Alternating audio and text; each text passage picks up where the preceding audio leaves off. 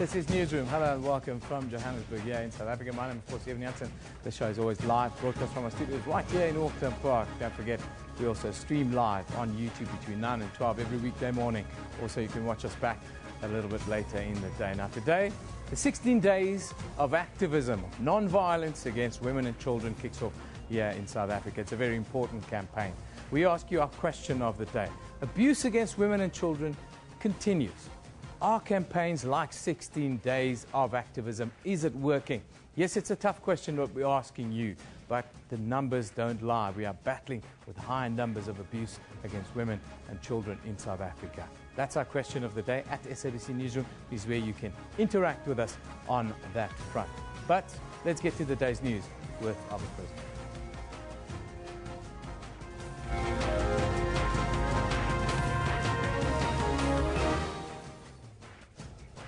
Top story this hour, Pope Francis is expected to land in Nairobi for a 5-day tour of 3 African nations. The annual 16 days of activism of no violence against women and children starts today.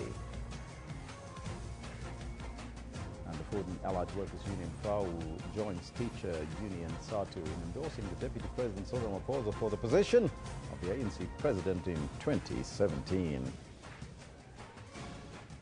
Those are all your headlines, but before we get into it, let's find out from Kendall Makamate what's happening on the sports front. A very good morning to you, Kendall. Good morning, Elvis. Thank you very much, and good morning to you at home as well. This is what we've got for you in the sports today. The Proteas have their backs against the wall in the third test against India as they seek to protect the 9-year-old away test record. In the UEFA Champions League, Barcelona and Bayern Munich were in ominous form as they swept through the round of 16. And UEFA head Michel Platini is facing a lifetime ban from all things football, but the FIFA Ethics Committee has its way.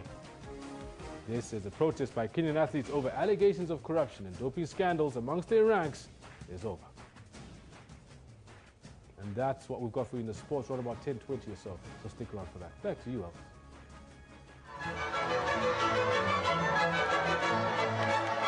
The SABC News will bring you comprehensive coverage of Pope Francis' visit to Africa. We'll report on his trip from Nairobi, Kenya to Kampala, Uganda. Don't miss the historical event. SABC News team. And indeed, an historic event. The Catholic Church in South Africa is optimistic about the Pope's visit to East Africa, as William Voko found out when he went to church this past Sunday. Do you believe in the Holy Spirit? A day of confirmation, one among several prized sacraments by all 1.2 billion members of the Roman Catholic Church, the largest Christian church in the world. Confirmation is a time of personal decision, setting out on the road of life. It takes place after a long consideration of the gospel and its values, of seeking to follow Jesus Christ. Coming as this special day did at this parish, only days before their spiritual leader set his foot on the African continent, the day filled them with joy and a great deal of anticipation. Catholics these days, they need reconciliation, peace, love, and also trust. So this is at the heart of each and every Catholic. The Pope's visit, it's the reassurance and giving the Kenyan people the hope that, you know, you've been hit once, twice, or many a times by terrorists, but we are here with you. We join and we feel your pain, we empathize with your situation. Although they will be far away from where it will all be happening, these parishioners believe the presence of their spiritual leader on African soil will have an impact beyond the 3 nations he is visiting. The Pope has been very agitated and very upset by the imbalance and inequalities there are in the whole world. You know that the economic structures, the power political structures often pushes Africa aside. An apt message during the papal visit to stand united as one continent, one people, embracing our differences. Vuyo Mvoko, SABC News, Johannesburg. Your Holiness Pope Francis will today touch down in Kenya at 5 o'clock for his first official visit to the African continent. During the 5-day visit, the Pope will be in Kenya, Uganda and the Central African Republic, where he is expected to deliver public masses, meet religious and political leaders, and promote a message of reconciliation and unity. But concerns have lingered over whether his visit to the Central African Republic will go ahead. The country is currently embroiled in a civil war between the predominantly Muslim Seleka, the rebel coalition, and the Christian government forces. SABC's East Africa correspondent in Kenya, Sarah Kamani, now joins us from Nairobi. A very good morning to you, Sarah, and welcome. And can you tell us what is the mood like and give us a recap as the Pope's arrival edged closer and closer? Well, good morning, Elvis. Now expectations are high, excitement is building. Busloads of people are starting to arrive in the city, most of them coming from other major cities. Churches and parishes have organized that the Mass tomorrow is attended by at least 1.4 million Catholics. That is about 10% of the Kenyan Catholic population. We also expect that people from neighboring countries, that is Tanzania, as far as Rwanda, might also be in the country. And so what is happening now is final preparations to welcome the pontiff at exactly 5 p.m. Kenyan time today. Just briefly, Sarah, what is the significance of the choice of the 3 countries that the Pope will be visiting? The number of priests and bishops we've spoken to from the Catholic Church here in Kenya, so it is more about demographics. These are some of the countries with the biggest Catholic population, but also some of the countries that have faced deep divisions based on ethnicity, sometimes based on religious issues. Take, for example, the terror attacks that have happened here in Kenya and also in Uganda, the religious divisions that have happened in the Central African Republic. So it is a time for the Pope to preach a message of reconciliation, a message of hope, and also to see the growth of the church on the continent. Now, the Pope is also meeting the Muslim community, and that has drawn a lot of interest, especially in the Central African Republic. Why is that the case?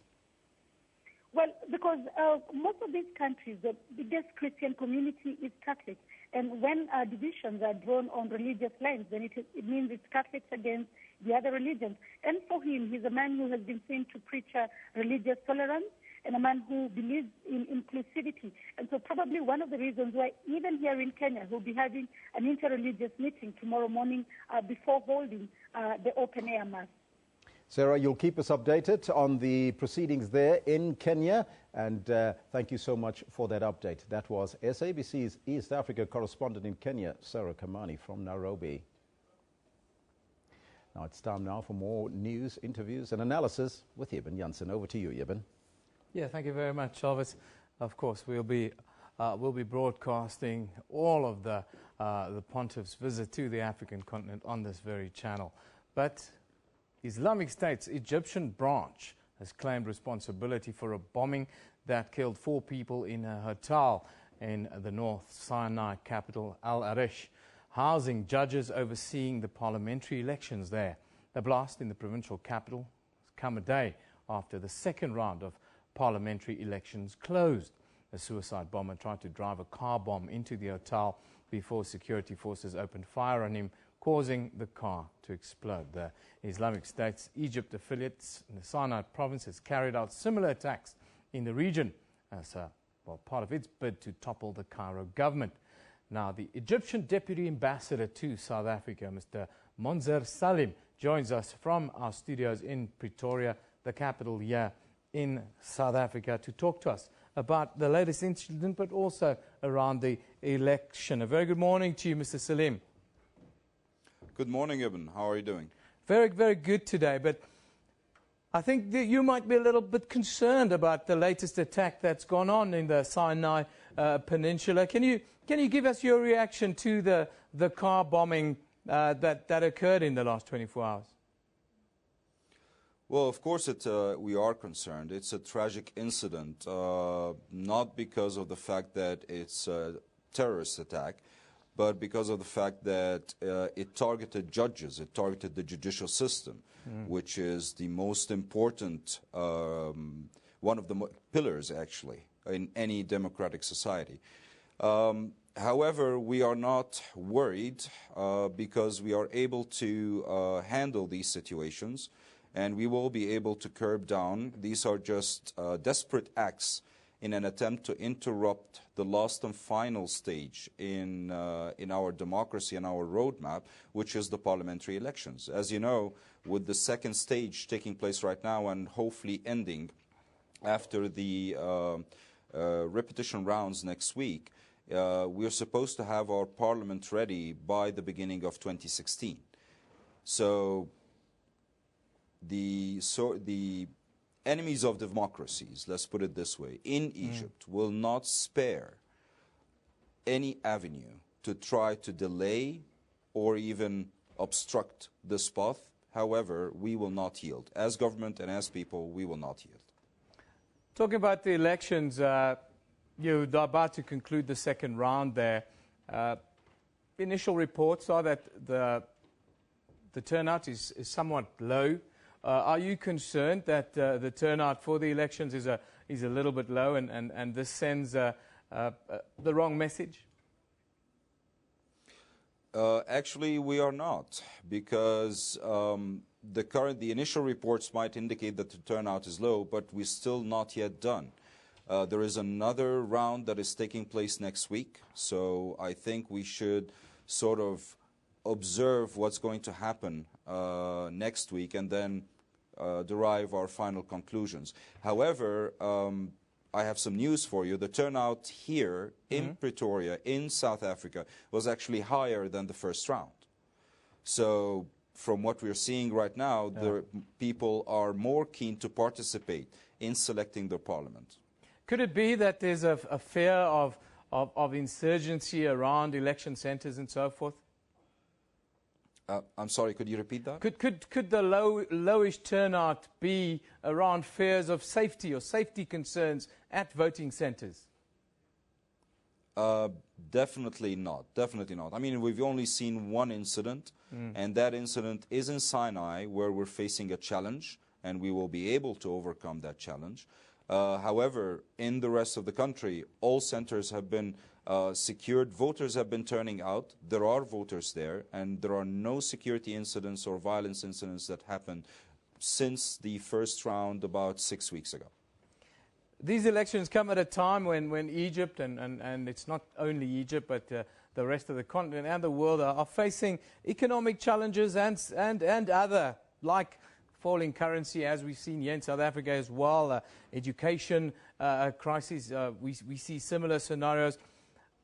What plans do you have in place to deal with these kinds of challenges after this election? Well, I guess your question should be directed to the members of parliament, because each one of them have their ideas of how to deal with these challenges. And I've been reading some of the electoral sort of proposals by some of the members that I myself voted for, and they sound good. We need to wait and see how they're going to implement it. They will just propose the ideas. Through the committees of the parliament, they will be able to cooperate with the government, and we will be looking forward to seeing some results on the ground.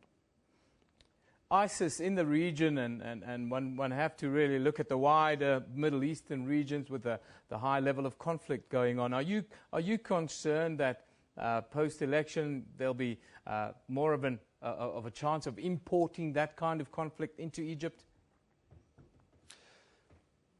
Personally, I do not think so. I mean, from what we have been seeing right now, there is an international unity against terrorism. With the recent developments in the past 2 weeks, with the cowardly and attacks in Paris, with President Holland uniting the European Union behind France to curb down on terrorism and ISIS, with us working in close cooperation with the French, with the Americans, and with the Russians, I think the world is more united than ever now against terrorism. So I would not be concerned there. Mr. Salima, thank you for joining us. We've run out of time, unfortunately, this morning. That's the Deputy Ambassador to South Africa coming to you live from the capital in Pretoria. His name is Mr. Monzer Salim. And, of course, we're talking about the incident that happened there the last 24 hours when a car bomb went off at a hotel housing judges in the Sinai Peninsula, but also parliamentary elections there underway in that country. We'll keep you in the loop here on the show how elections develop there. Of course, here in South Africa today begins the 16 Days of Activism campaign. The campaign calls for an end to violence against women and children. And it still happens in many communities daily. Our question of the day is, abuse against women and children continues. Are the campaigns like 16 Days of Activism effective? Now, President Jacob Zuma will be in Mahikeng a little bit later today to start the campaign. He will also announce some measures in dealing with the scourge that continues in our society. Of course, many people are talking about the campaign on social media. Let's have a look what some of you are saying with regards to 16 Days of Activism. Now, Notando Maseko says, money going to 16 Days of Activism should be doing something better if we were a less abusive society. Why this abuse, Mara? So inhumane. Of course, that is our very own boss here at the SABC News, Notando Maseko, very, very frank about it. Miss Frenchie talks about you're not doing your children any favors by staying with your abusive partner. 16 Days of Activism. Yes, it's easy to say you should walk away, but there are so many other dynamics that plays out. Beverly Taste talks about being a man does not mean you beat a woman into respect you. Talking about 16 days, yes, it is the duty of our fathers to drill that into our young men. Cheryl Roberts talks about we must never rest until we live in a violence-free society. All abuse, assault, rape of girls and women exists no more. 16 Days of Activism. Then Beatrice talks about I hate love. It's a reason why women tend to stay in abusive relationships and end up dead. Make up excuses for the bruises. Beatrice is right on point here. Don't stay in abusive relationships. That's the gist of it. It's a lot more difficult. It's a lot more difficult than it seems. Don't forget, our question of the day deals with this scourge that continues in our society. Abuse against women and children. Yes, there are lots of campaigns that our government does, spends a lot of money on education programs and the like, but the abuse continues. What must we do? Send us your views on this. It'd be interesting if we can continue this conversation throughout the day. Now, let's take a look at the front pages from around the globe. We start in Europe, where the Times reports that a Russian pilot who ejected from his doomed fighter jet moments after it was attacked by a Turkish F-16 yesterday was shot and killed by Syrian rebels as he tried to parachute to safety. Very concerning story there. It's changing the dynamic of the world.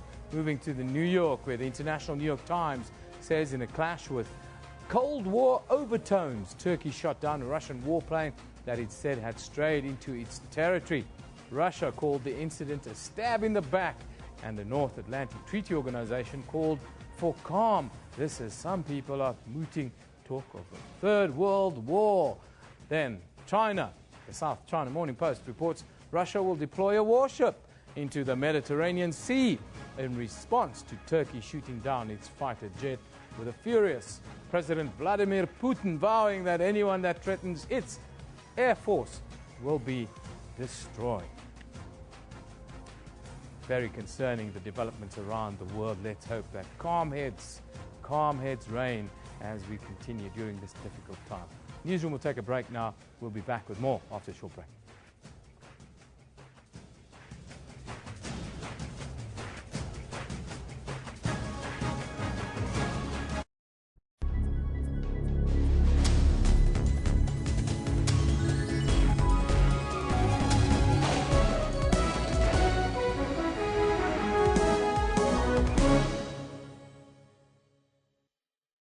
Philips, we wake up every morning and ask, how can innovation make a difference to you? How can thousands of LEDs bring the pyramids to life and light up hearts? How can an air fryer make delicious traditional meals with up to 80% less fat? How can portable ultrasound be part of a program to help lower infant mortality in Uganda? Because the only innovation that really matters is innovation that matters to you. Innovation and you. Philips. Hi, just brushing up on my party. We are going to make it number 12, official. Let me teach you a quick word. Yeah. Quite a star. A woman who has mastered the art of dancing in high heels. It's up and flick. Get a bottle of Glenfiddich 12-year-old with 2 glasses for only $3.99.99 and help make Party South Africa's 12th official language. Tops at Spar. Shake things up. The road to greatness is not an easy one. It's rough, tough, and full of barriers. And there's only one way to master it.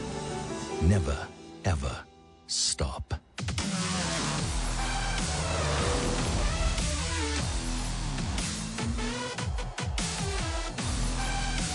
Dauntless, the all-new Audi Q7.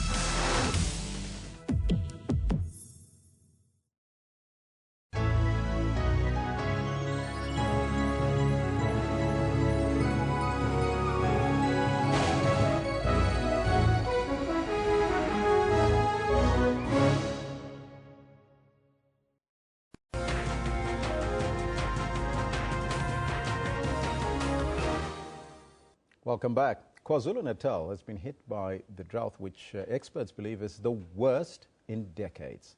Now, the province's perennial streams and rivers are running dry. Authorities have sent a warning that towns and cities could feel the impact of a disaster that already has the farmers on their knees. The drought-stricken province was last month declared a disaster area together with the provinces of Limpopo, the Free State and Northwest. KwaZulu-Natal Department of Agriculture and Rural Development is in the process of rolling out a drought lifeline for farmers. The bulk of that money will be used for subsistence and smallholder farmers, with commercial farmers also benefiting. The KwaZulu-Natal MEC for Agriculture and Rural Development, Serot Kaba, now joins us in our Durban studios to give us an update on how his department is assisting the farmers in KZN. A very good morning to you, MEC. Good morning, and thank you very much for having me. Let me see, what is the latest situation concerning the drought in KwaZulu-Natal, especially in the northern parts of the province? Well, look, we are facing a serious situation in the province of KwaZulu-Natal, and it's the worst drought situation ever. And I get calls almost every day from farmers who are losing their animals. And the other day, one farmer called me to say the animal he is about to lose was the 36th, you know. And you could see the impact that this has had on, you know, animals in particular.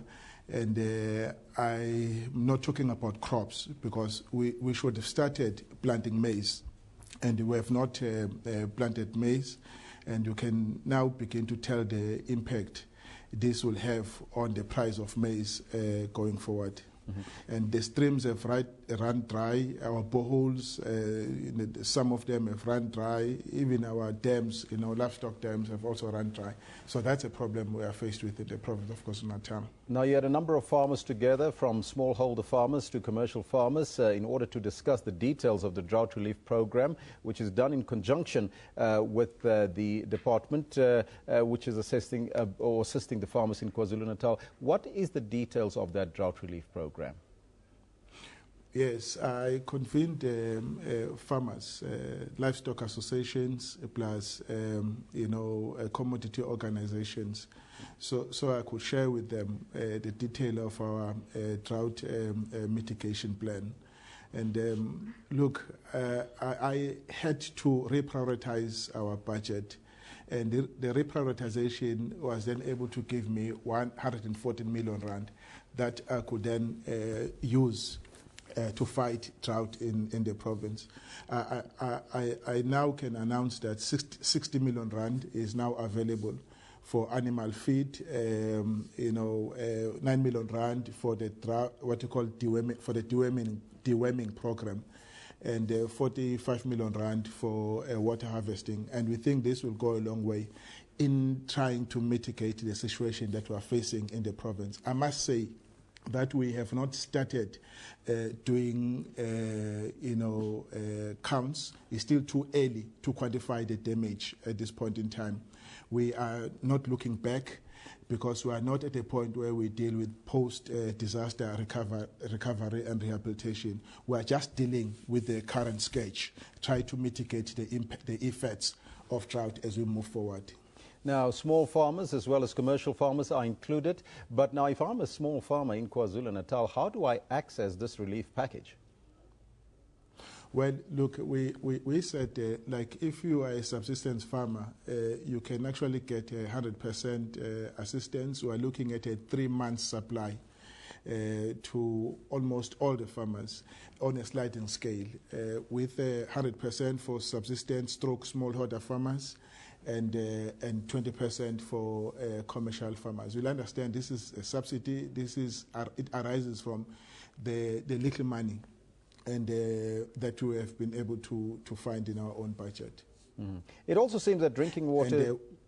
No, continue, MEC. Yes, I wanted to say we have now,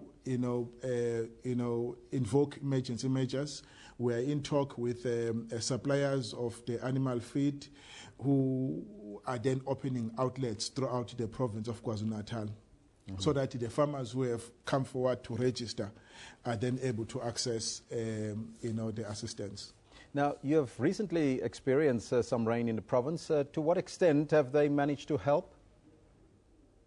Well, look, yes, it has been raining, but not in the whole province. It's been mainly along the coast.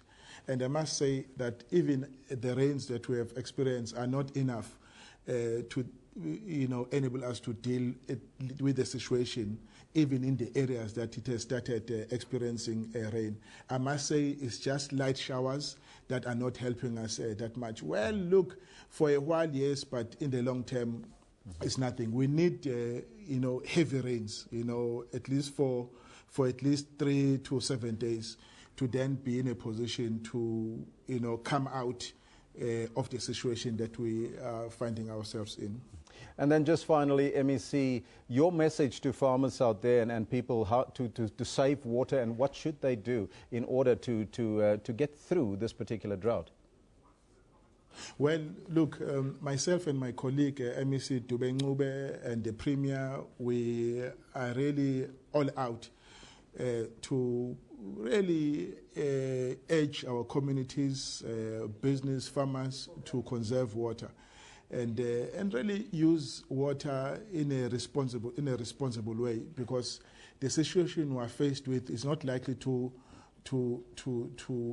ease out or to be any better in the next 2 or 3 months. Some people are saying we'll start experiencing rain around March next year. You'd understand those will be the last rains before we go into the winter period. It means that, if anything, we should wait for rains sometime in the summer period next year. So that then begins to tell you how much it is that we must stand together to withstand the effects and basically work out ways and means to actually combat the impact of drought in the province. MEC, all the best of luck to you. That was the KwaZulu-Natal MEC for Agriculture and Rural Development, Cyril Kaba, on the water situation in KwaZulu-Natal, which seems to be dire. But right now, let's cross over to Eben Jansen, who's got more interviews and reviews for you, as well as comments.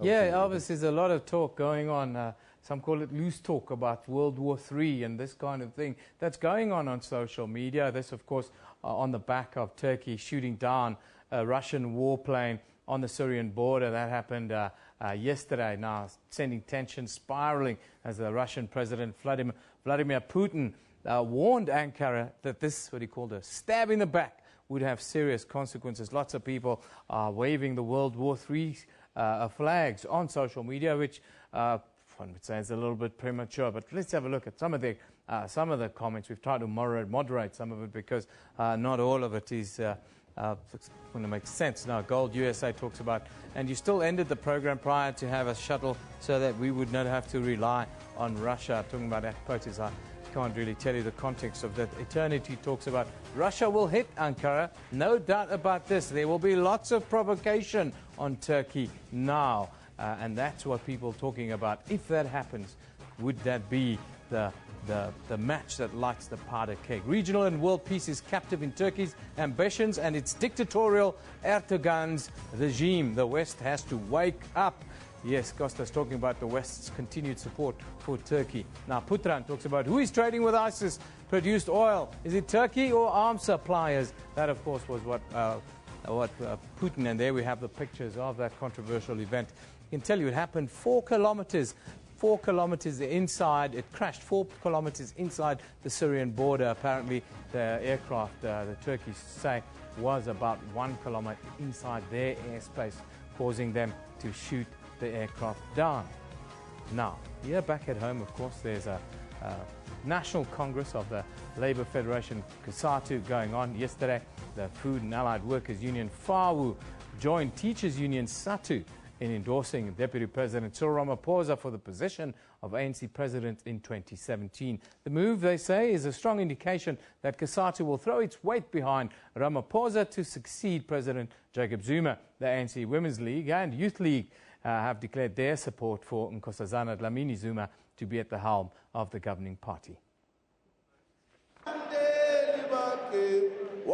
Who will succeed ANC President Jacob Zuma? 2 years before that decision is taken, the succession debate is gaining momentum. And both Nehao and Satu are reading from the same book. It has become a practice, now a principal president, that deputy presidents of the African National Congress are prepared at some stage to become the leaders of the African National Congress.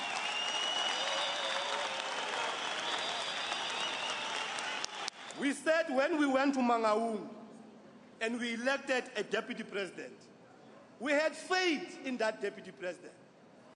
However, in Mangaung, then ANC Deputy President Kgalema Motlanthe lost the presidential race. Are you basically saying that Cyril Ramaphosa is the guy to become president, but you don't want to attach a name to that argument?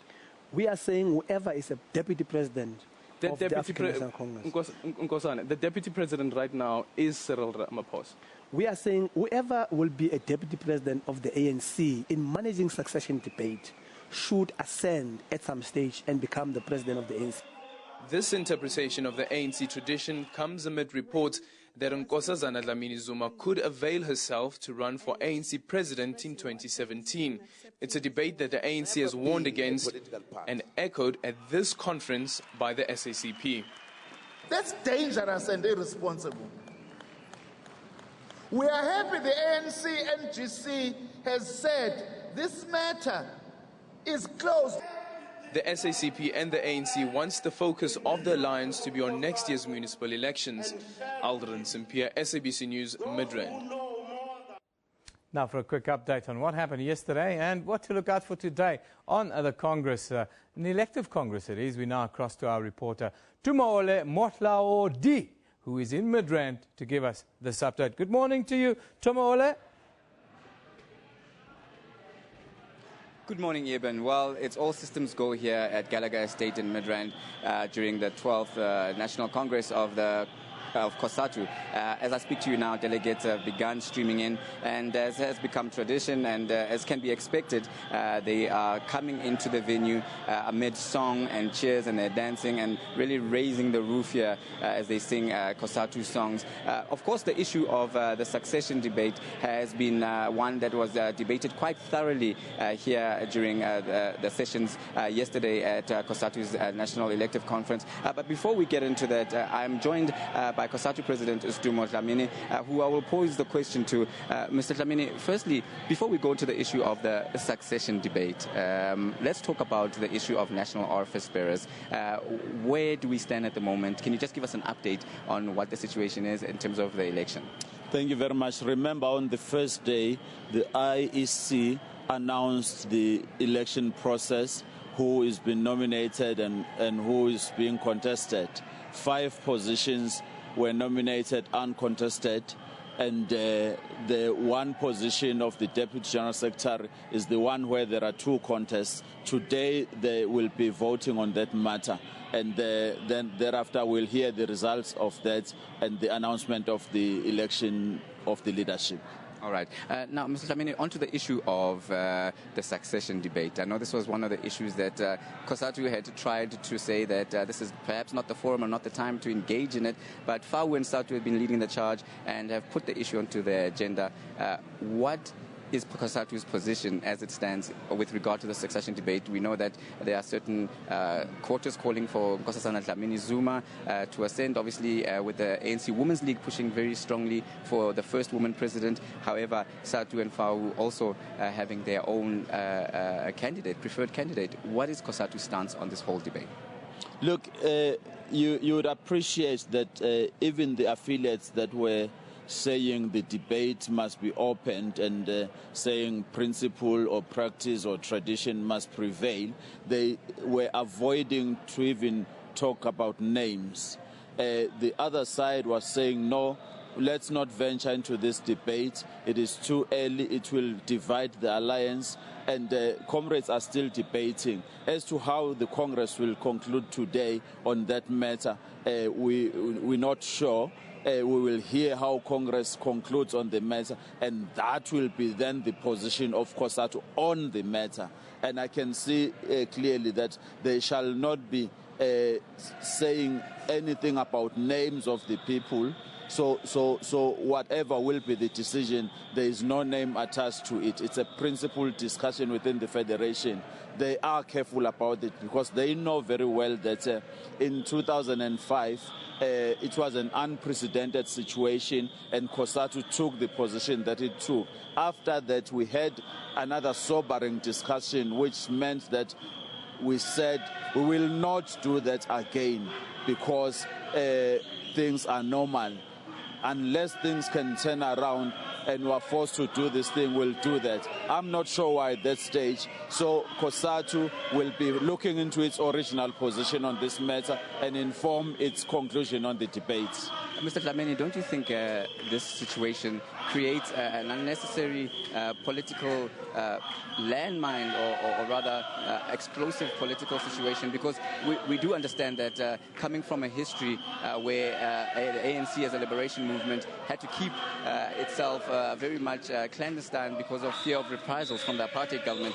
But now we've moved into a democratic dispensation, and yet this tradition of not announcing who the preferred candidate is and candidates putting their hands up is creating quite a lot of tensions. Don't you think it's time to move on now?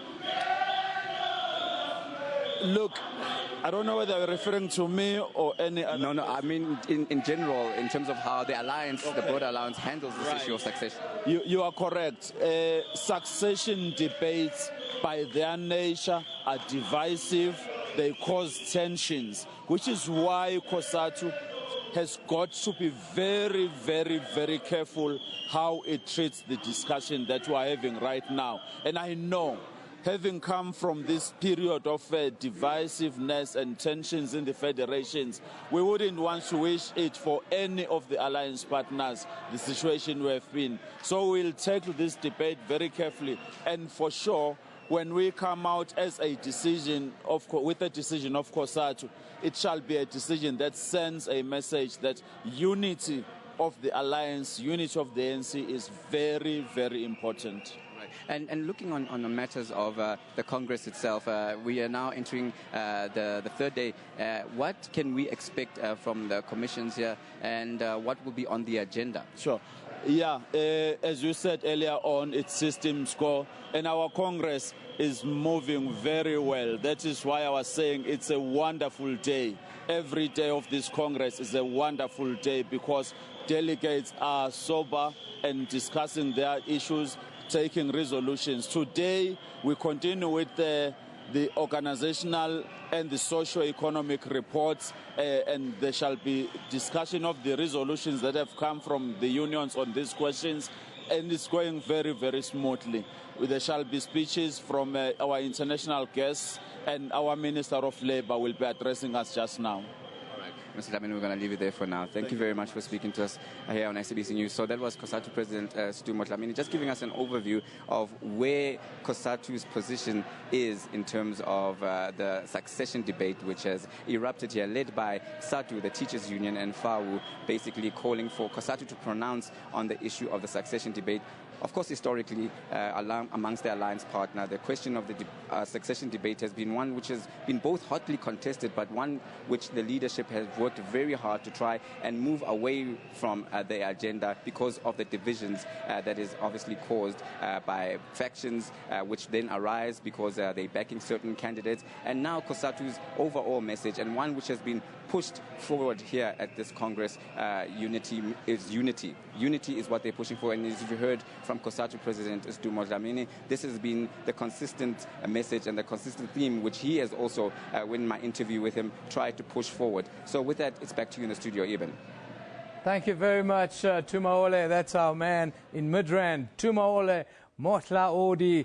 He will be back with us a little bit later to give us an update as to how things develop at the Congress, and then throughout the rest of the day with the outcomes of today's resolutions at that elective Congress. Let's have a look now at what's happening on Newsroom's Facebook page. The outgoing ambassador of Iraq in South Africa, Dr. Hisham Al-Alawi, has warned that South Africa, yes, South Africa, Iraq, and Middle East and North African countries need to take the issue of global threats and terrorism much more seriously. Then also, of course, today Pope Francis will arrive in Nairobi for his 5-day, 3-nation African tour to Kenya, Uganda, and the Central African Republic. Finally, President Jacob Zuma is expected to launch the 16 days of activism for no violence against women and children in Mahikeng in the Northwest Province today. Don't forget to answer our question of the day. Yes, the presidents will launch the campaign in Mahikeng today, but we ask you the question. These campaigns, abuse against women and children continues in South Africa. Our campaigns, like 16 days of activism, is it working? It is a serious question that we have to answer. At times it feels like we are not making a dent. But what would even happen if we don't do anything? It would be much worse, wouldn't it? What are your views on this question? Now let's take a quick look at what's happening around the country here in South Africa today. We start in Durban, where the Department of Justice launches an upgraded sexual offences court at the Durban Magistrates Court ahead of the 16 days of activism, non-violence against women and children. Now, victims of all ages can choose to give evidence in camera. That's a wonderful development. Then in Johannesburg, the High Court sitting at the Palm Ridge Magistrates Court is expected to sentence former radio presenter Donald Sebolai, who has been found guilty of murdering his girlfriend Dolly Chabalala. Interesting one, that. We'll give you the outcomes a little bit later in the day. Time for us to take another break here on Newsroom. We'll be back shortly.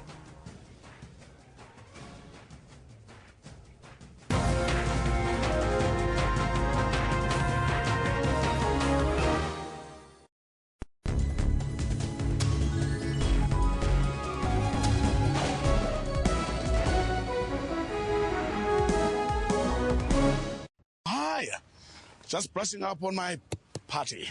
We are going to make it number 12, official. Let me teach you a quick word. Yeah. Quite a star.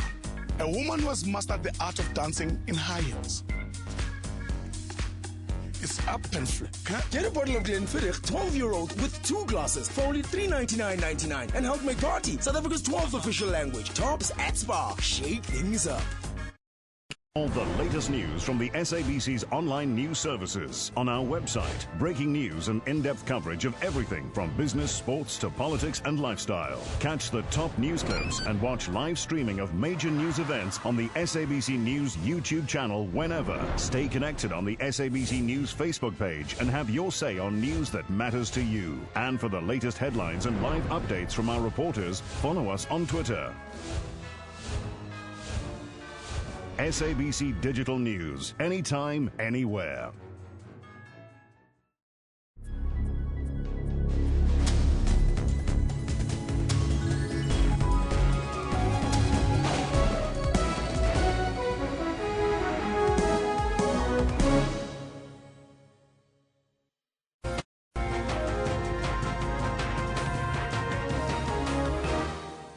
Welcome back once again here with Newsroom Now. It is often said that a man without a moustache, which is what I have here, is a lot like tea with no sugar. And throughout this month of November, well, we're all encouraged to groom and grow a moustache, all in the name of charity. The Movember Foundation is a global charity committed to men living happier, healthier, longer lives. Now, since its inception 12 years ago, the movement has raised over 5.7 billion rand and is funding more than 1,000 projects focusing on prostate cancer, testicular cancer, poor mental health, and physical inactivity. And this year's theme is Shaped Experience. Now, to tell us a little bit more about what has happened so far in the month of Movember, we are joined in studio by the CEO of the Men's Foundation of South Africa, Garen Jazal. Very good morning to you, Garen. Thanks for joining us. Thank you. This year, just tell us about the overview of Movember until now. We're almost at the end of the month. Right. Are you happy with the graph of how the month has gone? We are. You know, we ultimately have got men growing moustaches being supported by the women in their lives. Mm-hmm. We've seen a massive upsurge in the amount of women that are supporting the Mobros, and we call them Mo Sisters. Mm-hmm. So, excuse me, because often we've got Mo Sisters that are calling and identifying that there's problems, because we won't necessarily recognize those problems, but it's good to see that we're making a massive difference in the lives of South African men. How do you get around someone's wife telling you, don't grow the moustache? Like I've been in trouble like that for the last couple of years, because I actually like the crowbar that I've grown a couple of years ago. Trucker, yeah. I liked it, but my wife tells me, nope, it's a no can do. It's time to get a new wife.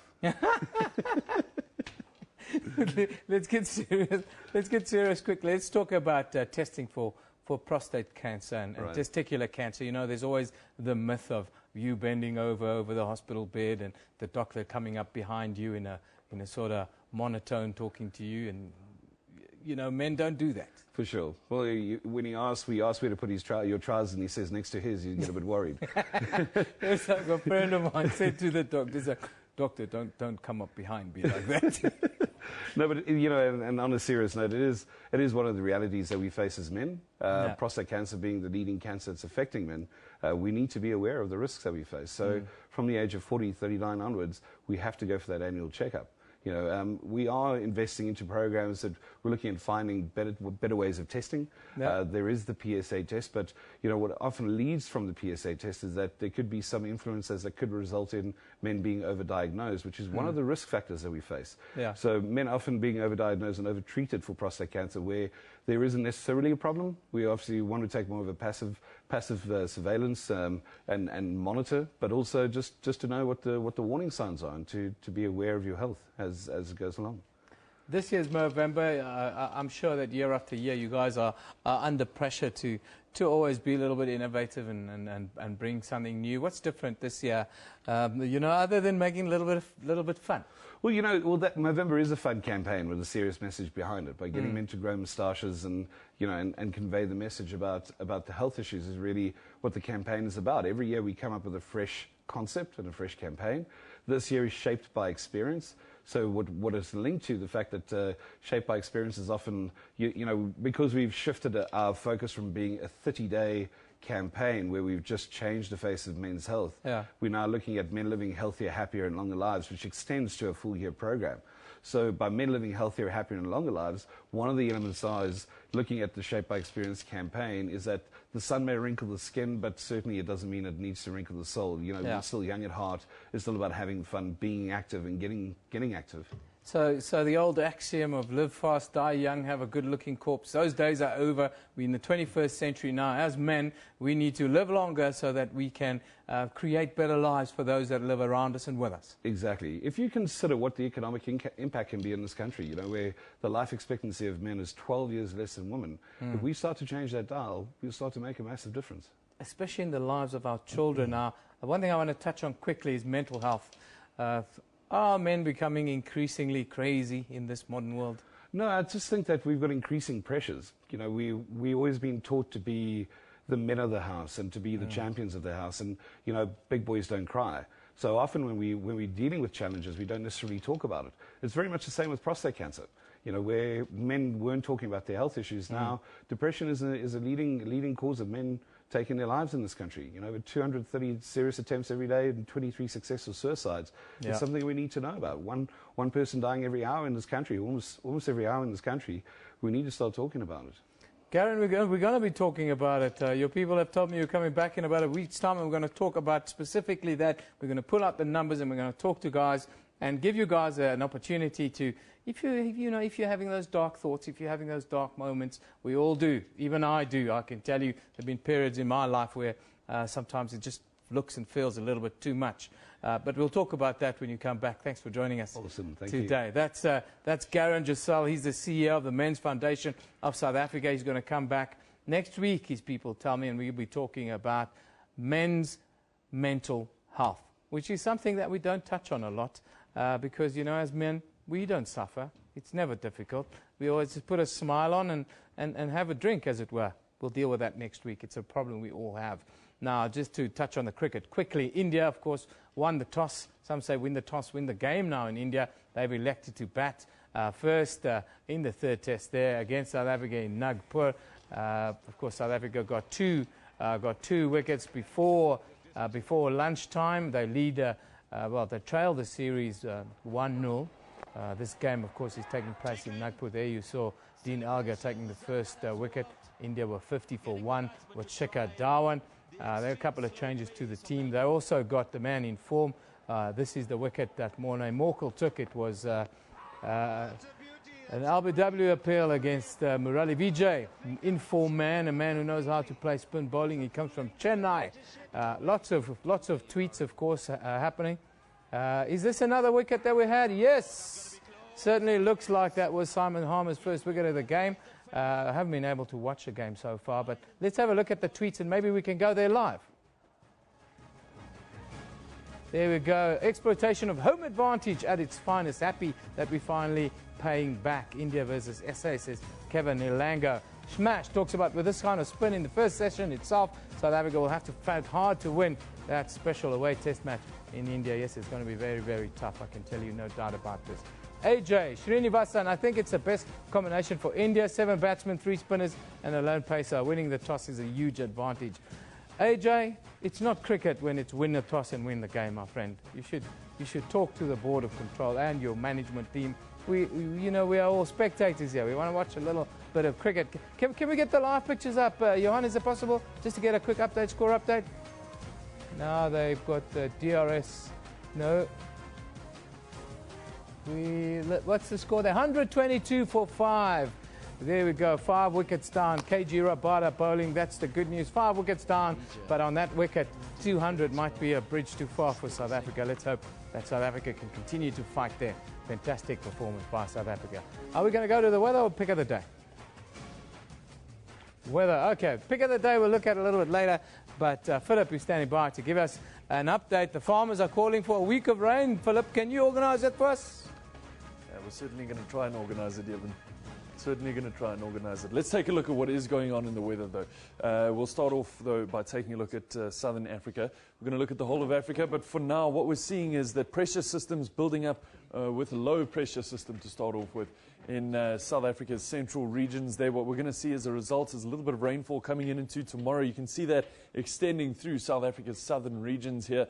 Today, no rainfall forecast for those regions. It's just the central regions of Africa, but let's take a look a little bit further in towards this afternoon here. Bloemfontein peaking at 34 degrees. As you can see, warmer temperatures continuing as we move north. We're going to see Gaborone peaking at 36, so it is a hot one there. A little bit further north now into Central Africa, a lot of rainfall here. You can see that concentrated as we move towards that eastern interior there. Kampala expecting about a 30% chance of showers. That rainfall intensifying into the afternoon, calming down during the evening again. And this is tomorrow morning around the same sort of time. We're expecting a lot of rainfall, particularly in the band through towards the eastern coast from the western coast. A lot of rainfall again in Central Africa. Nothing we're not used to. Let's take a look now at what your temperatures are here. Kigali's at 24 degrees. Mombasa, as you can see, 32 degree maximum for you there. Into the Congo, temperatures ranging into the 30s for the most part. We're going to see Bangui peaking at 37 a little bit further north.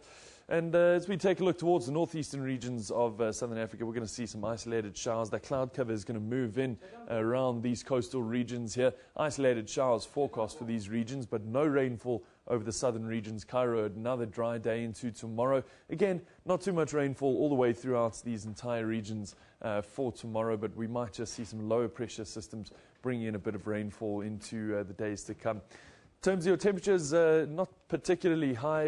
We're going to see Cairo peaking at only 25 degrees for today. Not too much rainfall forecast either. As I said, Riyadh, though, expecting about a 30% chance of showers, as is Mecca.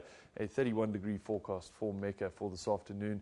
Some sunny skies forecast, though, as we move towards the Western African regions here. Dakar peaks nice and high there. We'll take a look at those temperatures in a minute, but you can see no rainfall forecast in the central regions there. A little bit of rainfall in the far southwestern coastline, but moving towards Lagos, nothing really forecast for today. Into this afternoon, a very small amounts of rainfall might just be forecast along those southern regions there. Again, into tomorrow, though, those storm systems begin to pass and move along the coastline. Bamako peaks at 36 degrees. You can see warm temperatures all the way throughout the entire Western African regions. Conakry is at 31 degrees and Lagos 32. It is going to be a warm one in general for Africa for today. This is where you can contact us. As you can see, send us an email, whether at sabc.co.za, or give us a phone call, 011 714 5077. That's where I'm going to leave it for now. Stay tuned.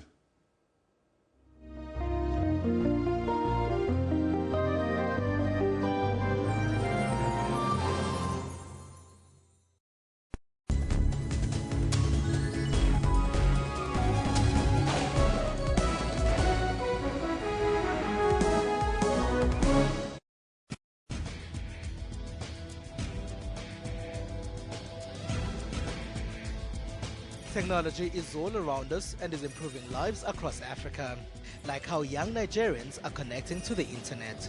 There are doctors finding new ways to save lives in Cameroon, and the South African public transport system that is now getting Wi-Fi. We have gadgets, apps and loads more, some of which play a big role in Africa's growth. A huge part of this African growth is technological innovation. To find out a bit more about social media and technology news from here in Africa and abroad, join me, Siphumelele Zondi, every Sunday at 7:30 p.m. on SABC News.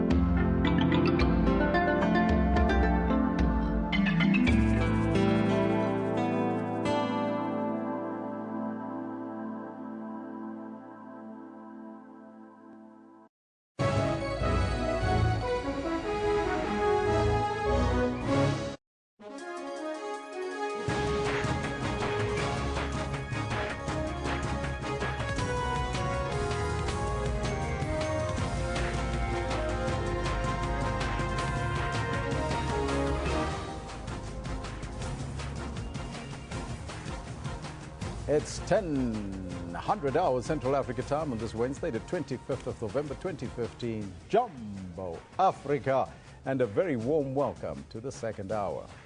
This is Newsroom on SABC News, Channel 404. We are broadcasting live from our Auckland Park studios in Johannesburg, South Africa, to the rest of the African continent. You have to stay with us as we bring you only the latest news from here and around the globe. I'm Elvis Preston. I'll be your host until 12 o'clock, but first, let's take a look at all your news headlines.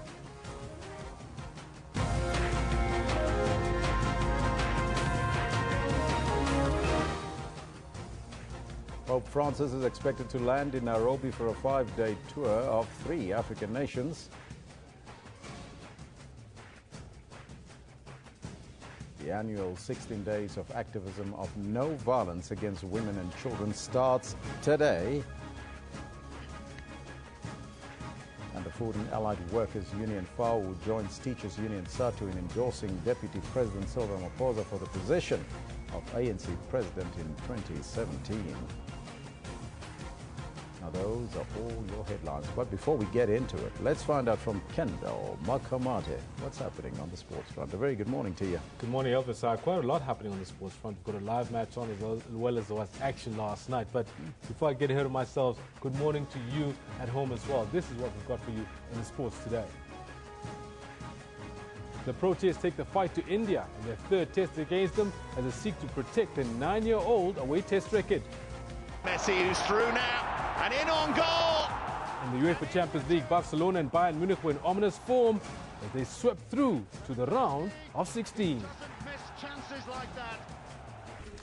And UEFA head Michel Platini is facing a lifetime ban from all things football as the FIFA Ethics Committee has its way. This as a protest by Kenyan athletes over allegations of corruption and doping scandals amongst their ranks is over. That's exactly what we've got for you in the sports. Make sure you stick around for that around about 10:20 or so. Back to you all. Thank you, Kendall. Let's take a look now at your top story. Pope Francis arrives in Nairobi today for a 5-day, 3-nation African tour, which is Kenya, Uganda, and the Central African Republic. The government has called on Kenyans to come out in their thousands to welcome the Pope. Putting the final touches. It's just hours before Pope Francis arrives in Kenya. It is here at the University of Nairobi grounds that he will hold an open-air mass. At least 1 million people will be in the Kenyan capital for that celebration. Unlike the visit by President Barack Obama, when the government encouraged Kenyans to stay home, we are encouraging Kenyans to flock into the city in their numbers to cheer the Pope and celebrate Mass with him. In Kenya, he will be preaching a message of healing and reconciliation.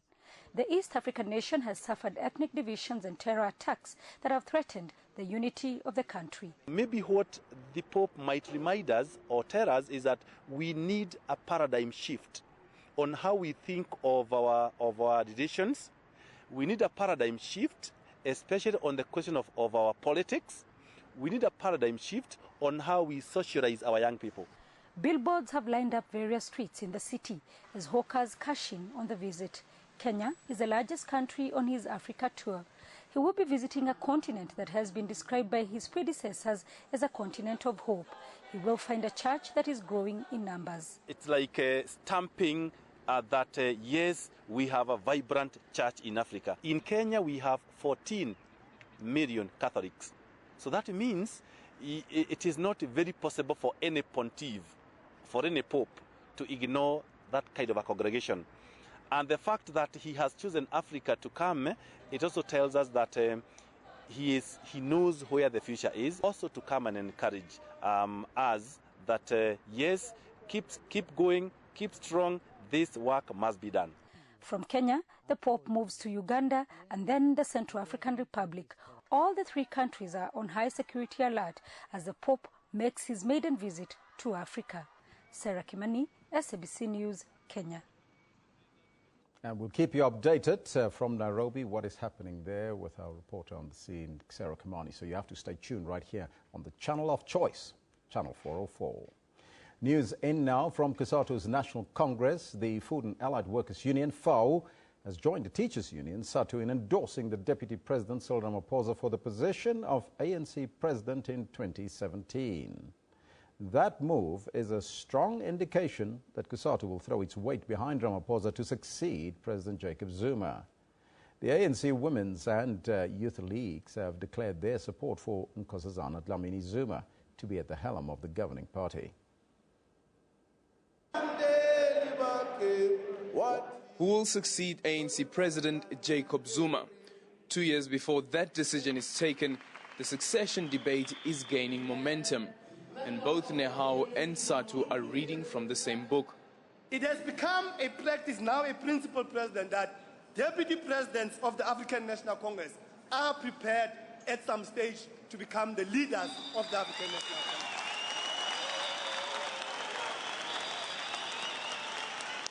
We said when we went to Mangaung and we elected a deputy president, we had faith in that deputy president. However, in Mangaung, then ANC Deputy President Kgalema Motlanthe lost the presidential race. Are you basically saying that Cyril Ramaphosa is the guy to become president, but you don't want to attach a name to that argument? We are saying whoever is a deputy president of the African National Congress. Nkosana, the deputy president right now is Cyril Ramaphosa. We are saying whoever will be a deputy president of the ANC in managing succession debate should ascend at some stage and become the president of the ANC. This interpretation of the ANC tradition comes amid reports that Nkosazana Dlamini Zuma could avail herself to run for ANC president in 2017. It's a debate that the ANC has warned against and echoed at this conference by the SACP. That's dangerous and irresponsible. We are happy the ANC NGC has said this matter is closed. The SACP and the ANC wants the focus of the alliance to be on next year's municipal elections. Aldrin Simpier, SABC News, Midrand. Another story which will keep you updated during the rest of the program as it continues there.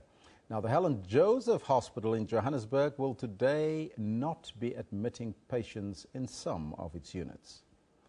The hospital will be shut down for maintenance. The intensive care unit, theatre, renal unit, the X-ray department and the mortuary will also be closed down between 6 in the morning and 3 in the afternoon. Community members have been advised to use other health facilities. Big story today, the 16 days of activism for no violence against women and children kicks off today. The campaign seeks to intensify the fight against the abuse of women and children. It is observed annually internationally between the 25th of November and the 10th of December. This year's theme for the campaign in the Western Cape province is Safety Starts with Your Family. And of course, we also attach a question for you to answer for us today that we're asking you, which you'll see on the screen right now. Question of the day for you is: abuse against women and children continues. It's ongoing.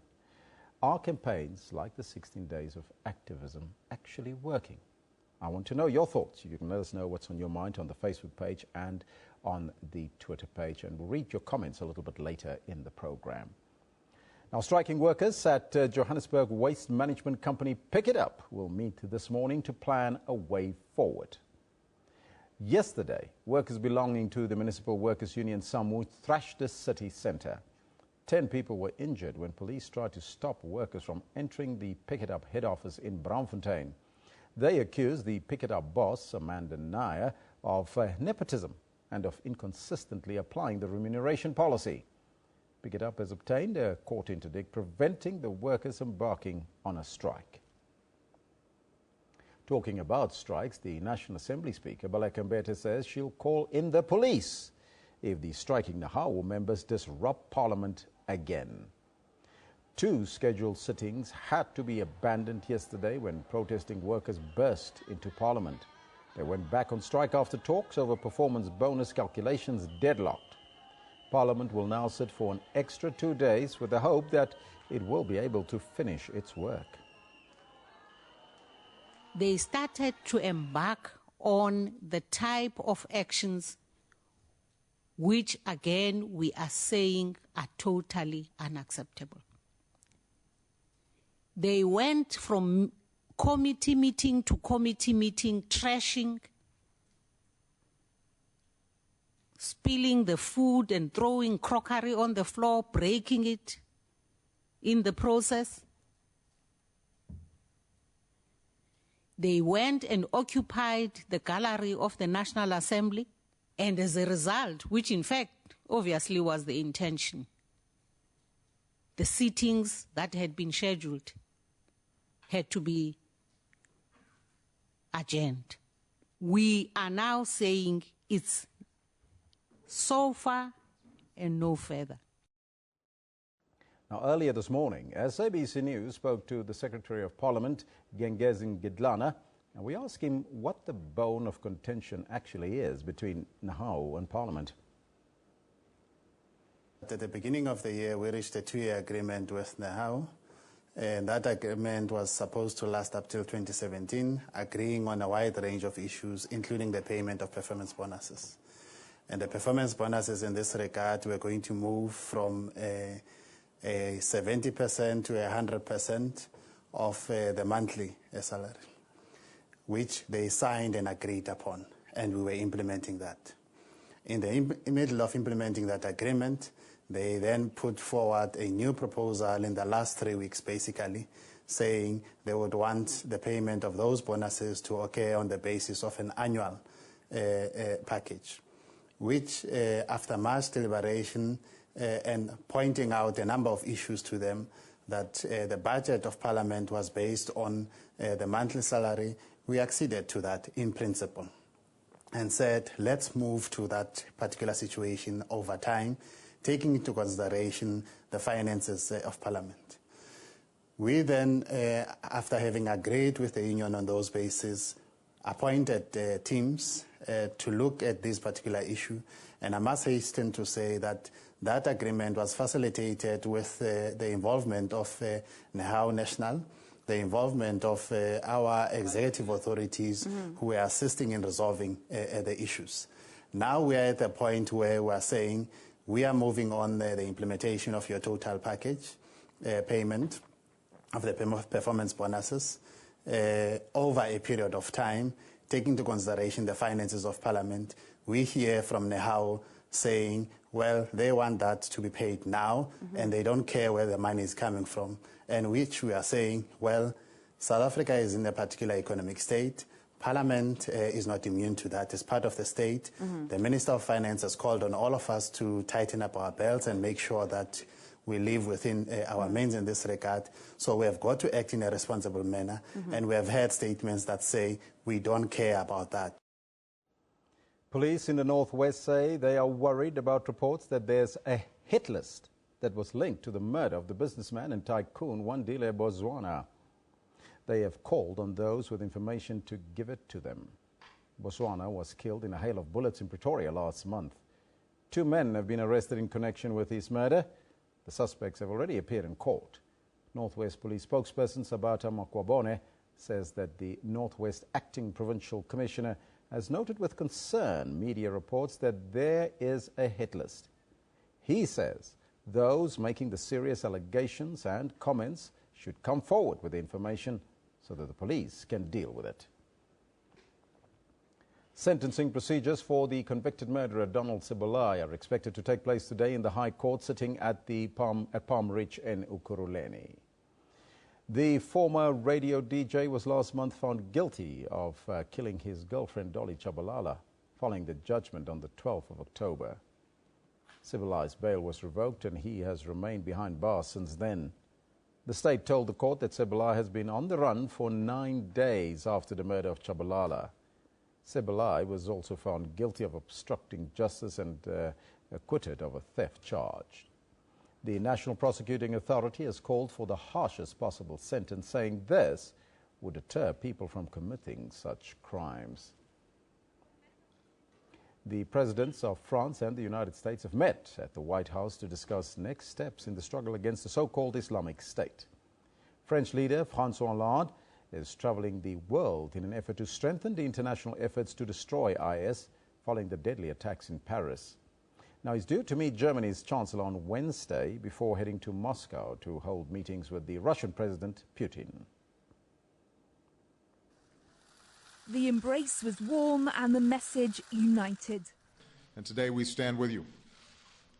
Nous sommes tous Français. Even if President Obama doesn't plan to greatly change his strategy or to work with Russia as France has called for, unless Russia begins to confine its attacks to IS, the solidarity on display in the White House made it clear that the US-France diplomatic relationship is tighter than ever.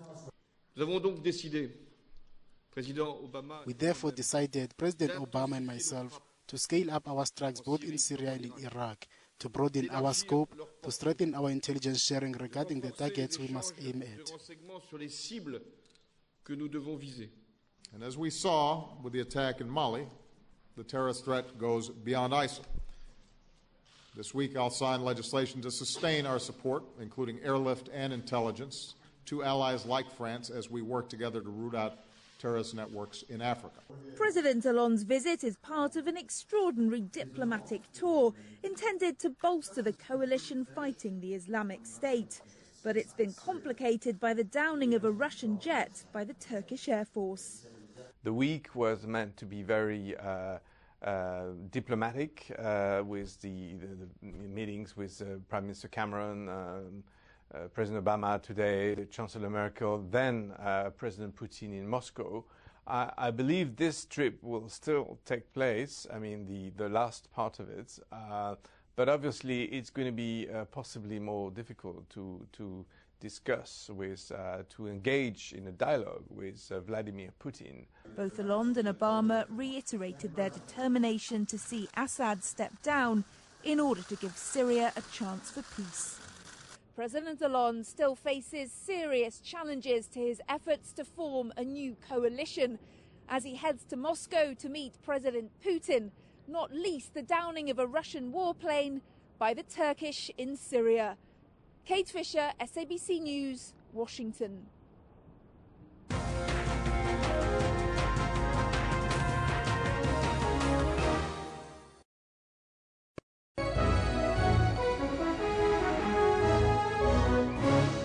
Hi, just brushing up on my party. We are going to make it number 12, official. Let me teach you a quick word. Yeah. Quite a star. A woman who has mastered the art of dancing in high heels. It's up and flip. Get a bottle of Glenfiddich 12-year-old with 2 glasses for only $3.99.99 and help make Garty, South Africa's 12th official language. Tops at Spa. Shake things up. Sorry, gentlemen, ladies and gentlemen, we have been banned. It didn't happen to me on that day because I was already in jail when it happened. I was scared that when I get back to Joburg, I was going to be arrested. Well, I wasn't. Who are you asking? You're looking at me? Yes, Yazubeda, I'm talking to you. So the old fuddy-duddies like Dennis and me will remain there? I just want to say, Joe, that the thing about... damn, go on and it's coming back to me. So much more than just the Legal and Rights show. Join Dumile Mateza every Sunday at 2 p.m. only on the SABC News channel.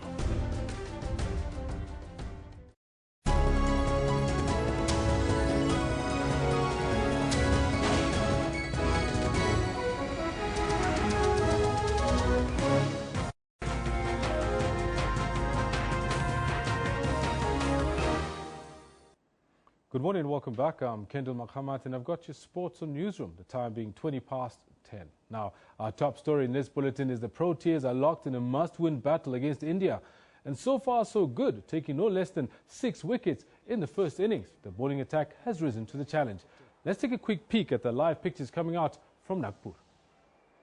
Hammer has had a long spell. This is 21st over. Oh! Yeah, the next ball is right on the money after that short ball.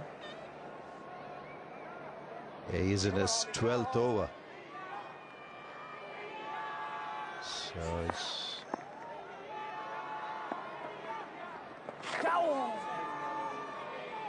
Sure, in South Africa, Hammer wouldn't get this kind of a spell, so he's not used to bowling long spells in South Africa.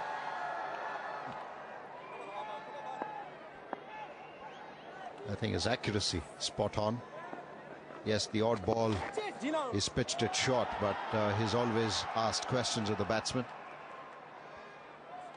That's very impressive from the fans, and just looking at that, I wonder why they want to ask anything of the experts. Right, there you have it, 135 for 6, and it seems like they really have stepped up to the plate and done what's necessary. And Morne Morkel has taken already 3 wickets, so he's actually done very well in the absence of Vernon Philander and Dale Steyn. Now on to other sports news. Michel Platini, who hopes to become head of World Soccer's governing body FIFA, could face a lifetime ban from the sport over a payment he received from FIFA head Sepp Blatter. Now, FIFA's ethics committee has made the recommendation as a result of its ongoing investigation into a $2 million payment made to Platini by FIFA in 2011 and approved by Blatter. The probe forms part of a broader corruption scandal shaking the World Soccer body. It's yet to be announced whether the same recommendation applies to Blatter or not. They both face charges of mismanagement, false accounting, conflict of interest and non-cooperation with the ethics committee. This while the Swiss Federal Office of Justice announced this morning its decision to partially relax its bank secrecy laws to assist in the US-led investigation on FIFA. Right, and the 2-day standoff between Kenyan athletes protesting against corruption in their sport and administrators ended late yesterday as the two parties reached an agreement. Brokered by the Kenyan Sports Ministry, the agreement called for an amendment to Athletics Kenya's constitution to give the athletes more control and for the officials facing corruption allegations to step down. The hope is that the East Africa long-distance running powerhouse will stave off possible sanctions from the IAAF and WADA for corruption and non-compliance with anti-doping processes if the implicated officials are removed and new measures for anti-doping put in place. And going a little further abroad, Belgium's preparations to face Great Britain in the Davis Cup final in Ghent this weekend are on track.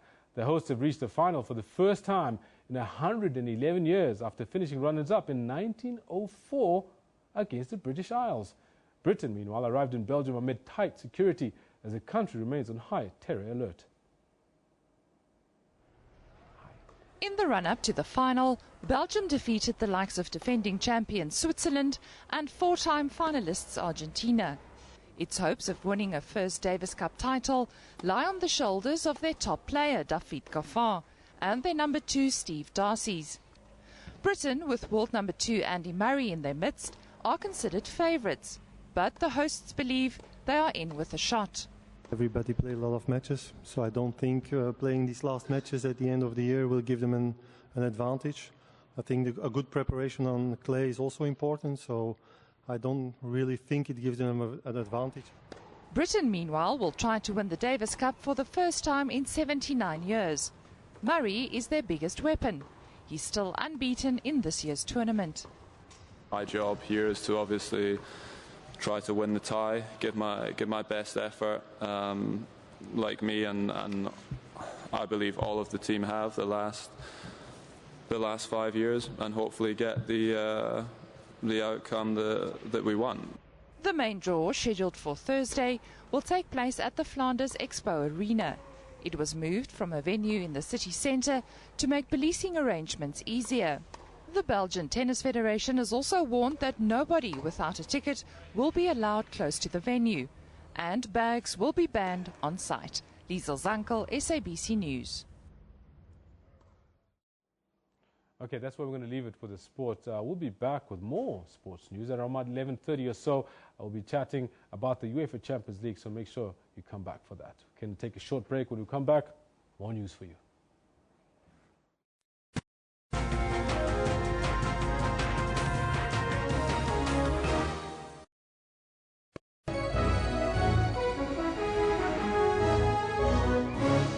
Hi, just brushing up on my party.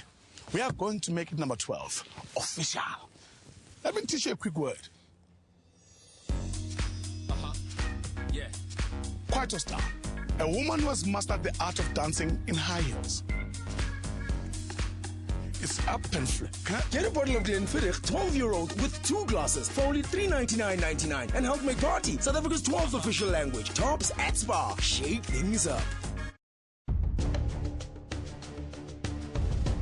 Are you saying the king must go to jail? You are not royal blood, therefore you are going to serve time on behalf of the king. Where does the public protector stand on this matter? Are you with the marches, for the marches, against the march? If this is your ancestor, it is very much his ancestor as well, because this is the cradle of humankind. Is there God somewhere in your signs? Drinking the blood of a person with albinism gives extra magical powers. A man of the cloth is involved here because it would mean that somehow religion is being brought into this part of the myth. What do you say to it? Watch Question Time with me, Mpho Tsedu, Monday to Thursday at 5:30 p.m. on the SABC News Channel. The son of Africa, Trevor Noah, is leaving America in stitches. I never dreamed that I would one day have, well, two things really. An indoor toilet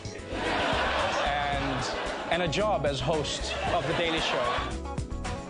We are the first to bring you the latest films around the globe. Dear white people, the minimum requirement of black friends needed to not seem racist has just been raised to 2.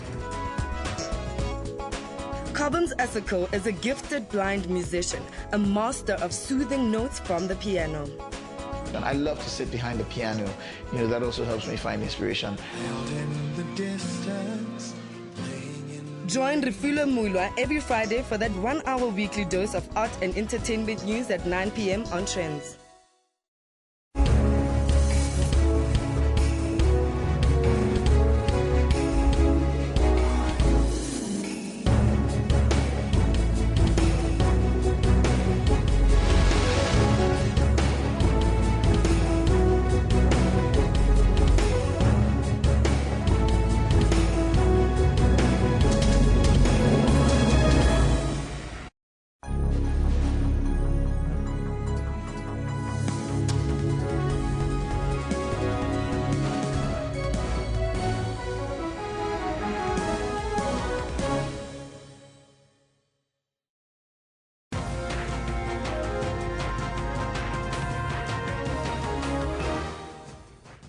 Welcome back. You're still with Newsroom now. Time for us to shift focus to what's happening on the continent. Let's take a look at the top stories.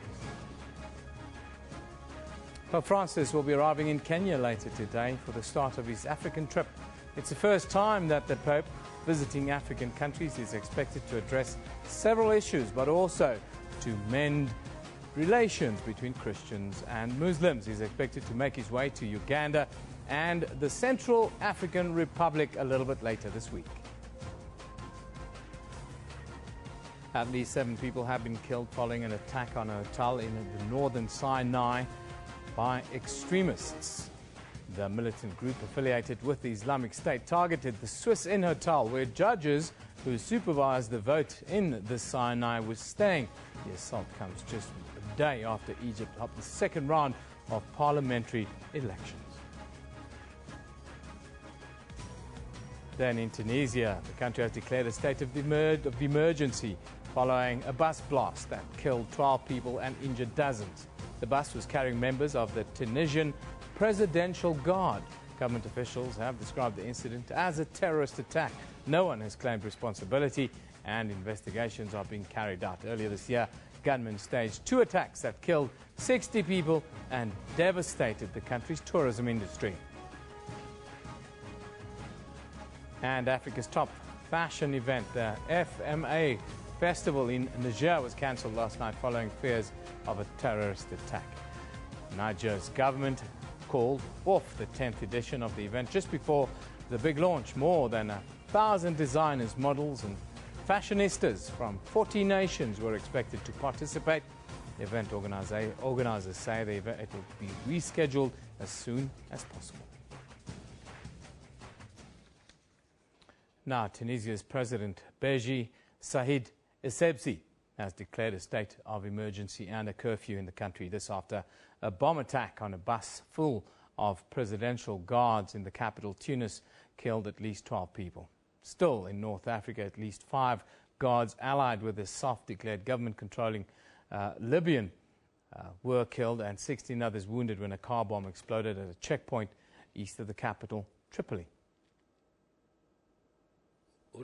A second state of emergency in less than 6 months.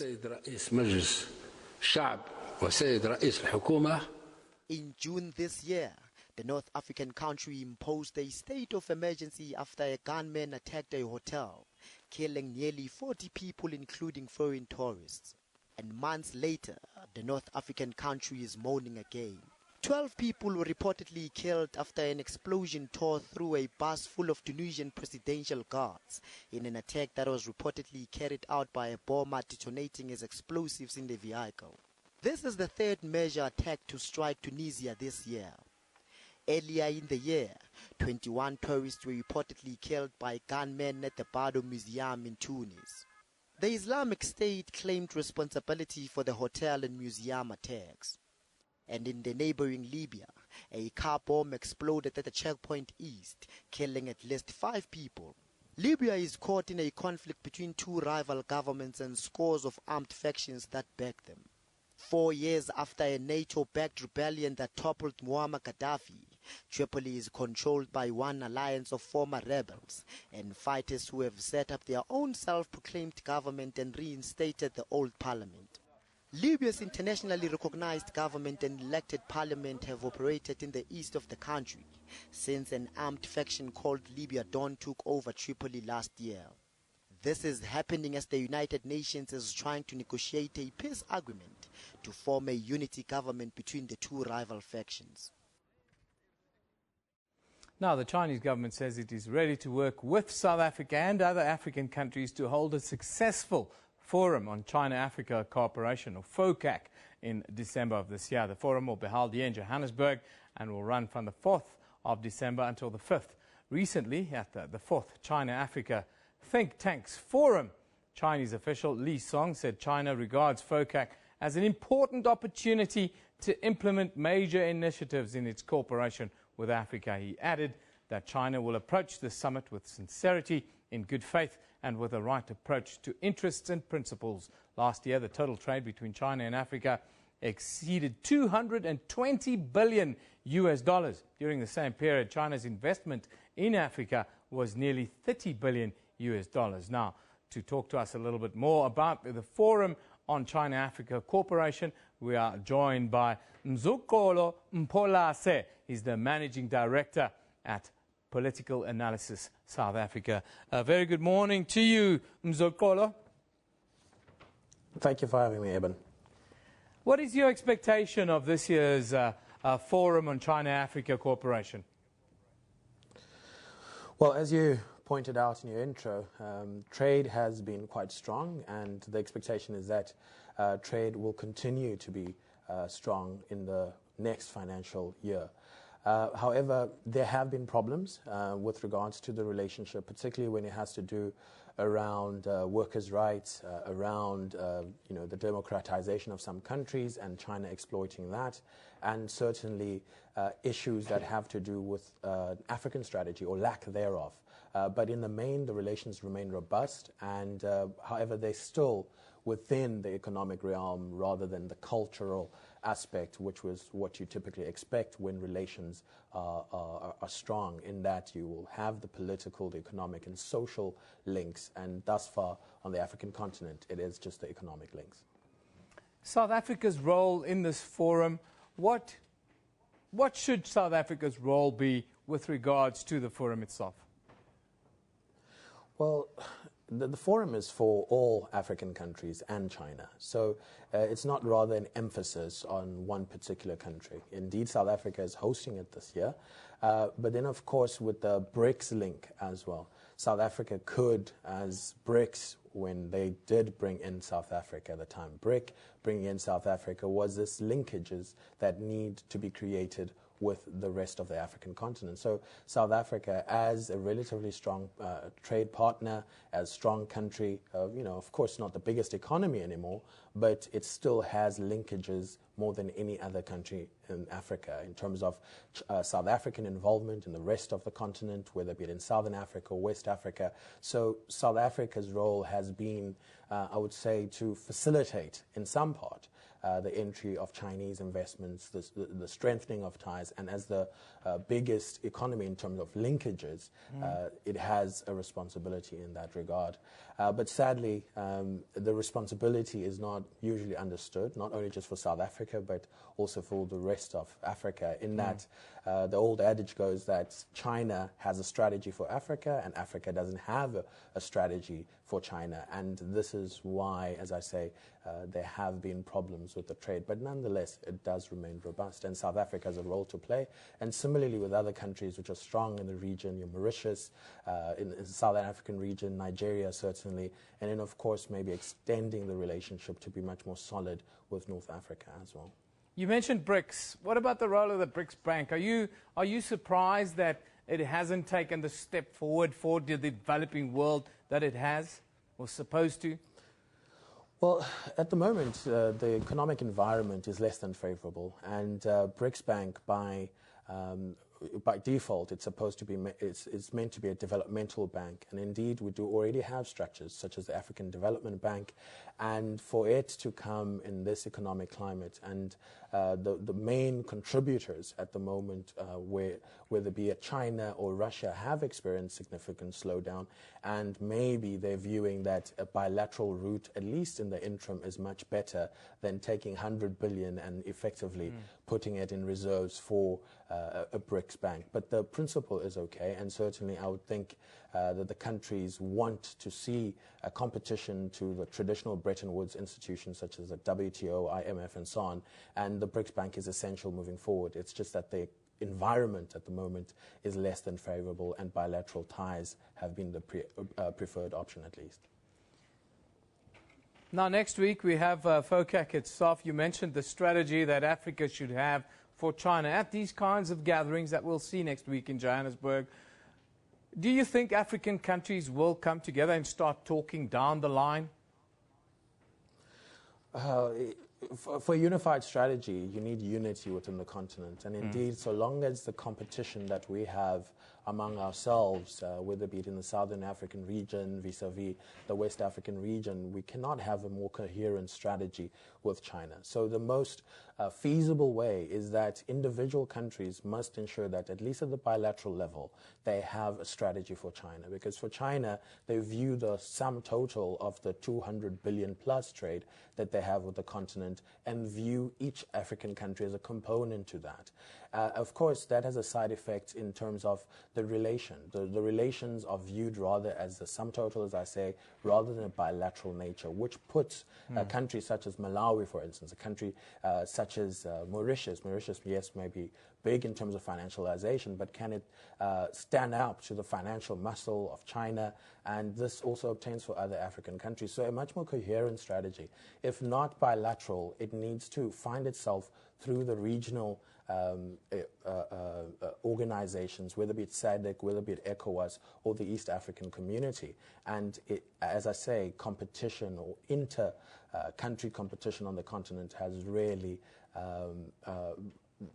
I would say weaken the African position. And I think more than anything in this FOCAC, there seems to be that thinking because, as I said, the issues of workers' rights and also that elite pact that has come to develop in terms of Chinese involvement in a country, in that it seemed to be an exchange between a presidential system and the Chinese investments rather than the trickle-down that you expect, rather than the comprehensive value of development. And this has come up in whether it be in Zimbabwe, in Zambia, and Ethiopia certainly, which has seen a lot of Chinese investments. So the strategy at the moment is not coherent, and at least if it cannot be attained at the African Union level, if you like, it can at least be attained at the regional as well as the bilateral level.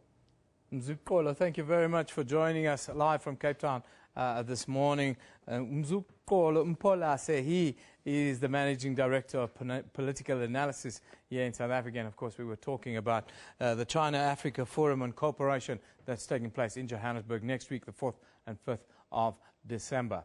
Now, Now, militant extremists continue to target regions in northeastern Nigeria, Chad, Niger, and Cameroon. Yesterday, well, we were joined by a Cameroonian journalist, Fonka Bo Bernard, who gave us an update on the state of affairs in the northern parts of his country.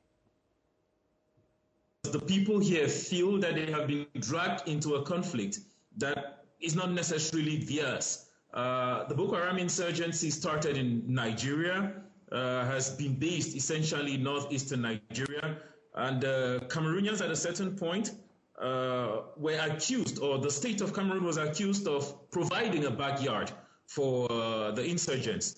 And in order to demonstrate, its good faith and its goodwill, government engaged the country into this conflict, which now seems to be almost a war that cannot be won. So people in Cameroon, an essentially peaceful country since independence, are really, really affected by the incidents.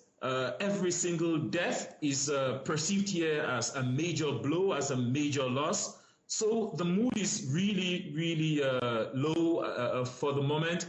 Lots of people in the far north region, especially the area that is, I would say, wedged between Chad and northeastern Nigeria. Most of the people there live in a state of terror. They are in a state of fear. You wouldn't believe that in the streets of Mara, for example, on the main streets, when people see kids returning from school, walking down the pavement, they move to the opposite lane. Now let's take a look at the front pages from around the African continent. We'll start in Swaziland, where the Swaziland Observer reports that Deputy Prime Minister Paul Dlamini said government was doing extremely well in as far as the distribution of food in drought-stricken areas of the country was concerned. Then, other side of the continent, Namibia. The Namibian says the grief-stricken family of the Rehoboth woman whose body was found in a swimming pool in Dubai 2 weeks ago is pleading with the government to help them bring her body home for burial purposes. Then finally, in Nigeria, the Vanguard reports that the Minister of Communications, Mr. Adebayo Shitu, has said that the issue of 1.4 trillion Naira's fine imposed on MTN Nigeria by the Nigerian Communication Commission is now before President Muhammadu Buhari, who will take the necessary decision at the appropriate time and in the best interests of the country. Now, some say that Namibia is a land where beaches meet desert in a majestic natural landscape. In our weekly look at travel, this is where we focus. People use all sorts of words to describe it: vast, endless, magnificent, unimaginable beauty. But no words or images can do this African wonder justice unless you visit it for yourself. The sunset at Sossusvlei, spending the day playing at Swakopmund, or visiting the Himba in Damara land are just some of the country's main attractions. And, well, it's right on our doorstep here. All of us in southern Africa should visit Namibia at some point. But to tell us a little bit more about this beautiful country, in our regular travel slot, we have travel expert, the managing director of the Dash travel agency, Zenobia Moolman, is with us once again. Very good morning to you, Zenobia. Always nice to have you with us. Thank you. Nice to be back. Take us away today to this beautiful country that is Namibia. I think it's really underreported how magnificent of a country Namibia is. It is. You speak to people that go there with their 4x4 on 4x4 tourings, and they come back with the most amazing stories of the places that they can see, and then they meet up with these local guides that tell them stories that you can't imagine. The history is amazing, but the scenery is out of this world, and it's different. It changes every kilometer you drive. It looks different. Yeah, we see a picture. It looks almost like the Grand Canyon in the United States, yes. but that's not the case. That's in Namibia, and then you have the vast deserts. You have the Richtersveld in the south, and then Etosha in the north. It's almost at polar opposites of beauty, and the wildlife that you can see in these pictures. This is just the tip of the iceberg, isn't it? Absolutely, yeah. The wildlife in Etosha is apparently better than anywhere you can go to. It is so... there's so much to see it's really, really a good. You've got to go from October to May, from May to October, I'm sorry, in the winter period, because then the wildlife is really abundant. And traveling in and around Namibia, what's the most effective way to get around the country? You can only really fly into Windhoek and Swakop. So Windhoek is in the center of Namibia, so it's good to pick up a car there or hire a car, a 4x4, and then drive from there to get to wherever you want to go. You can fly into Swakop and have a beach holiday from there. But Windhoek would really be your center point to get around. And if you had, and there are lots of different places, but if you had to pick a top 3 attractions in Namibia that people would have to visit, what would those be? It would be Sossusvlei, which is the Naukluft Park, which is just south of Namibia, then Etosha, definitely, and Swakop, if you want to go and have a beach holiday. Fish River Canyon, which is the 2nd largest canyon in the world, the biggest in Africa. And then also at the diamond area where you have the skeleton, that little village, Kolmanskop, that was abandoned, I think, for history, to see how it thrived during the diamond era and how it's now stopped. And that type of thing, to me, is fascinating. The history of Namibia is fascinating. And what are the do's and don'ts? We always hear places that you can travel to, and you get warned in Namibia is that don't get eaten by lions probably is one of the things that you should have top of your mind. But what are the do's and don'ts when you travel to a place like Namibia? The biggest thing that I've heard people say is that if you drive in Namibia, make sure you have the right tires on your car, because you can have flat tires in the middle of nowhere because we're not used to their roads.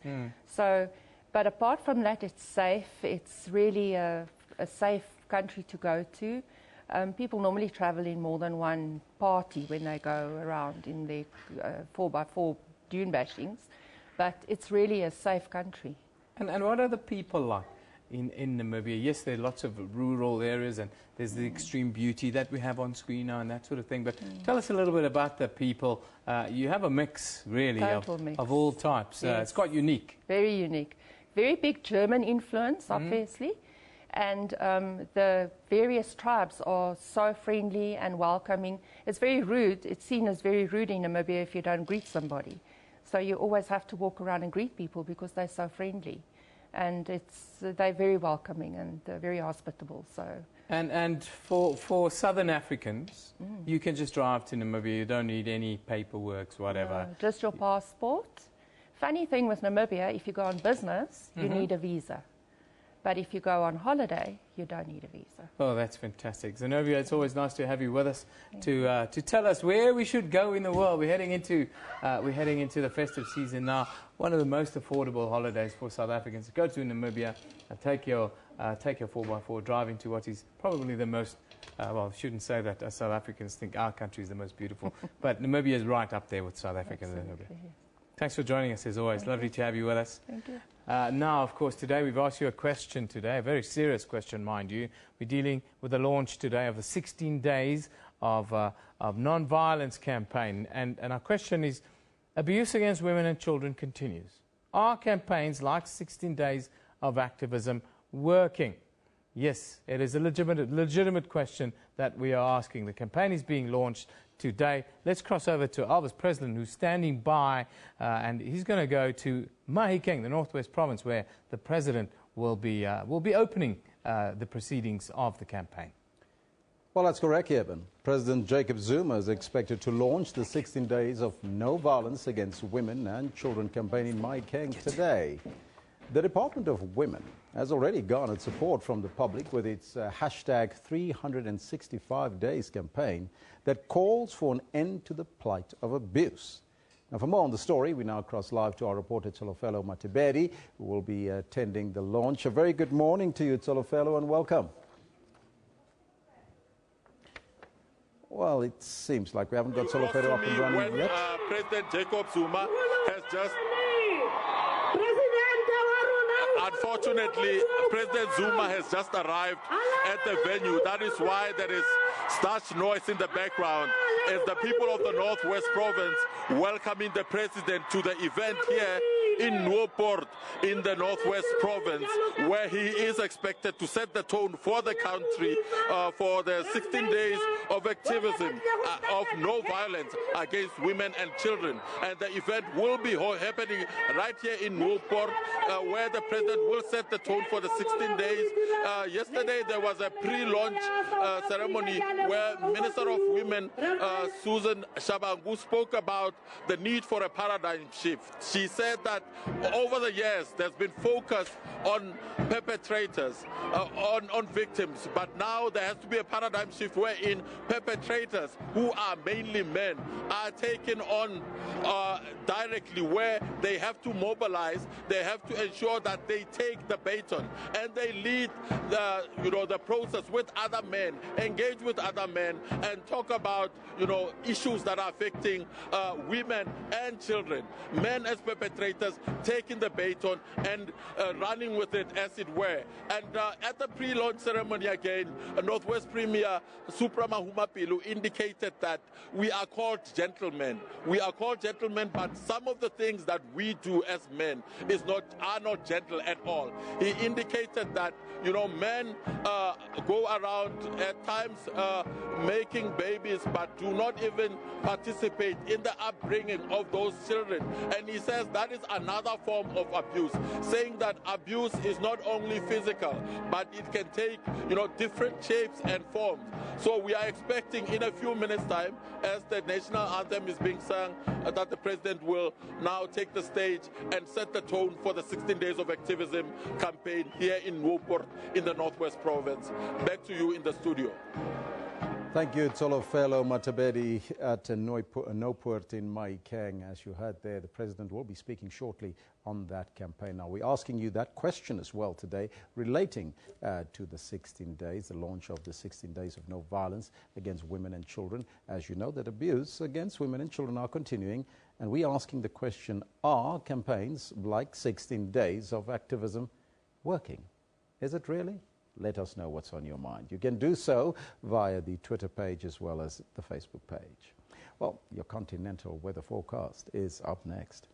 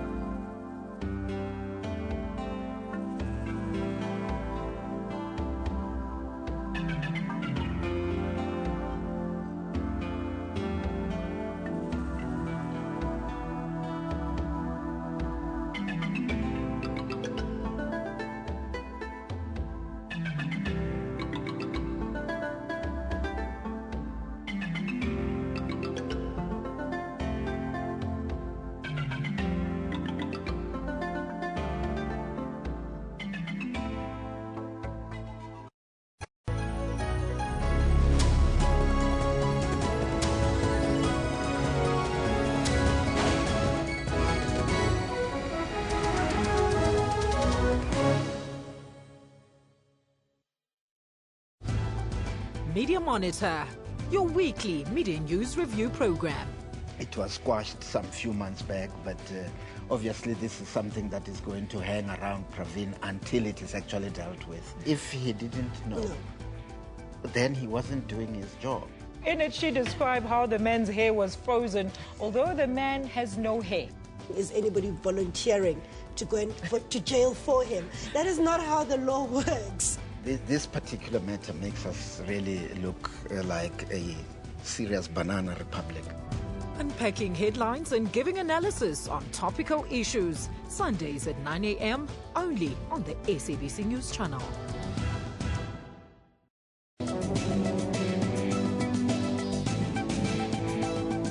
Health Talk, your show on health practice. The people being empowered with knowledge so that they can change their behavior and reduce their risk of being sick. How serious is stress at work? If we don't address workplace stress, that negative stress, then it can lead to burnout and it can lead to depression. How does absentees affect companies? The one that's really problematic for employers is the one that is unscheduled. How can companies organize their wellness program? Health promotion mustn't just be a one-size-fits-all type of approach. It must be customized based on understanding of the unique needs of that particular organization. For health tips that will help you to adopt healthy living with Dr. Sello Mutawung on Health Talk every Saturday. The son of Africa, Trevor Noah, is leaving America in stitches. I never dreamed that I would one day have, well, two things really. An indoor toilet and a job as host of The Daily Show. We are the first to bring you the latest films around the globe. Dear white people, the minimum requirement of black friends needed to not seem racist has just been raised to 2. Cobbins Asako is a gifted blind musician, a master of soothing notes from the piano. And I love to sit behind the piano. That also helps me find inspiration. Join Refulo Mulwa every Friday for that 1-hour weekly dose of art and entertainment news at 9 p.m. on Trends. Are you saying the king must go to jail? You are not royal blood, therefore you are going to serve time on behalf of the king. Where does the public protector stand on this matter? Are you with the marches, for the marches, against the march? If this is your ancestor, it is very much his ancestor as well, because this is the cradle of humankind. Is there God somewhere in your science? Drinking the blood of a person with albinism gives extra magical powers. A man of the cloth is involved here because it would mean that somehow religion is being brought into this part of the myth. What do you say to me? Watch Question Time with me, Mpho, Monday to Thursday at 5:30 p.m. on the SABC News Channel.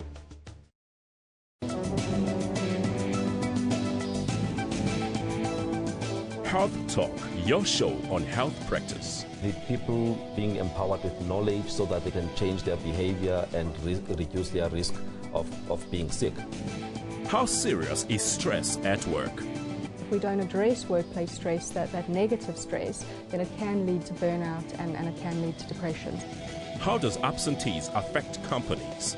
The one that's really problematic for employers is the one that is unscheduled. How can companies organize their wellness program? Health promotion mustn't just be a one-size-fits-all type of approach. It must be customized based on understanding of the unique needs of that particular organization. For health tips that will help you to adopt healthy living with Dr. Sello Mutawung on Health Talk every Saturday.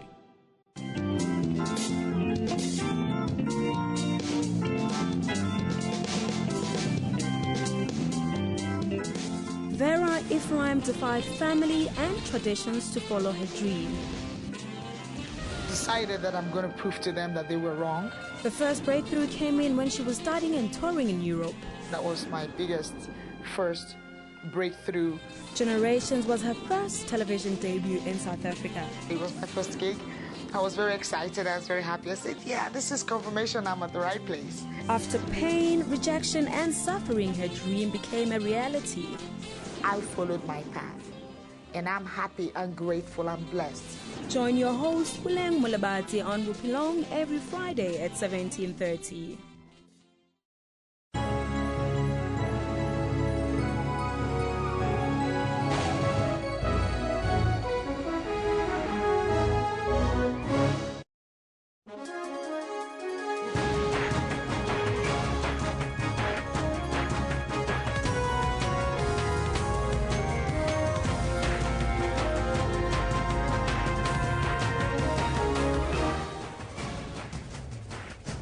It's 1100 hours Central Africa time on this Wednesday, the 25th of November 2015. If you've just joined us, Jumbo Africa, and a very warm welcome to the final hour.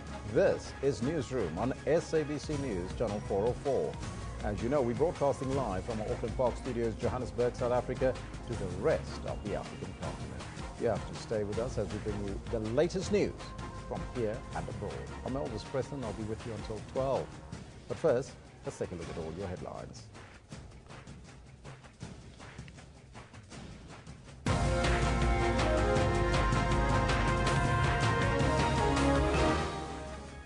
Pope Francis is expected to land in Nairobi for a 5-day tour of 3 African nations. The annual 16 days of activism of no violence against women and children starts today. And French President is on a world tour in an effort to strengthen international efforts to destroy IS following the deadly attacks in Paris. Now, those are all your headlines, but first let's find out from Kendall Makamate what's happening on the sports front. Very good morning to you. Good morning, Elvis. Very interesting happenings out in India, but I'm not going to say too much about that just yet. In fact, I'll say good morning to you first at home. This is what we've got for you in the sports later today. Now, the Proteas take the fight to India in their 3rd test as they seek to protect their 9-year-old away test record. And in on goal! In the UEFA Champions League, Barcelona and Bayern Munich were in ominous form as they swept through to the round of 16. This is UEFA head Michel Platini facing a lifetime ban from all things football if the FIFA Ethics Committee has its way. And the protest by Kenyan athletes over allegations of corruption and doping scandals amongst their ranks is over. That's what we've got for you in the sport. Make sure you are around for that. Around about 11:30. I'll also be chatting to Julian De La Hunt on the coaches' performances out in Nakuru. Back to you, Elvis. Thank you, Kendall. Our top story this hour. Uganda has intensified security ahead of the Pope's visit. Now, this comes at a time when the country is on terror alert, but police say they are prepared to secure a safe visit for the pontiff.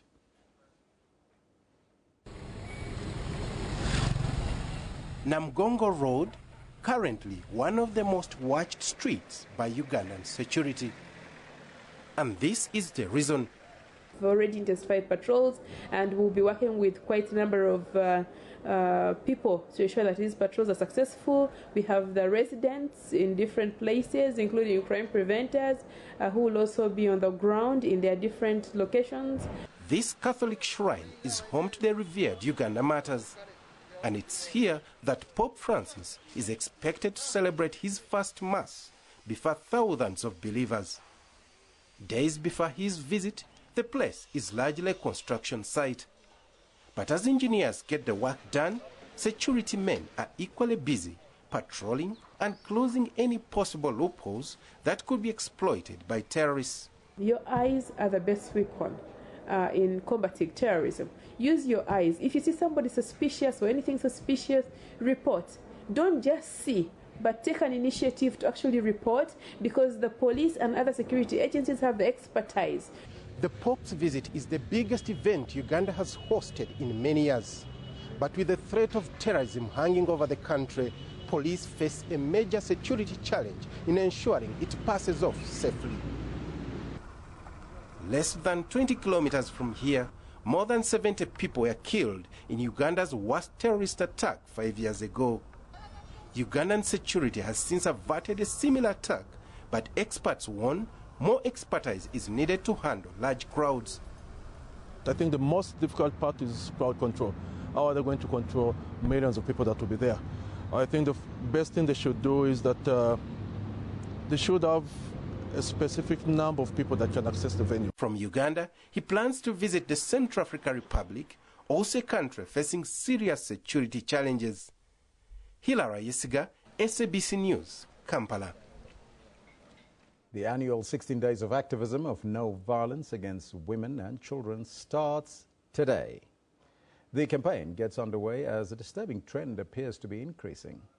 Same-sex rape is on the rise and the perpetrators are becoming younger. The following insert may be disturbing for sensitive viewers.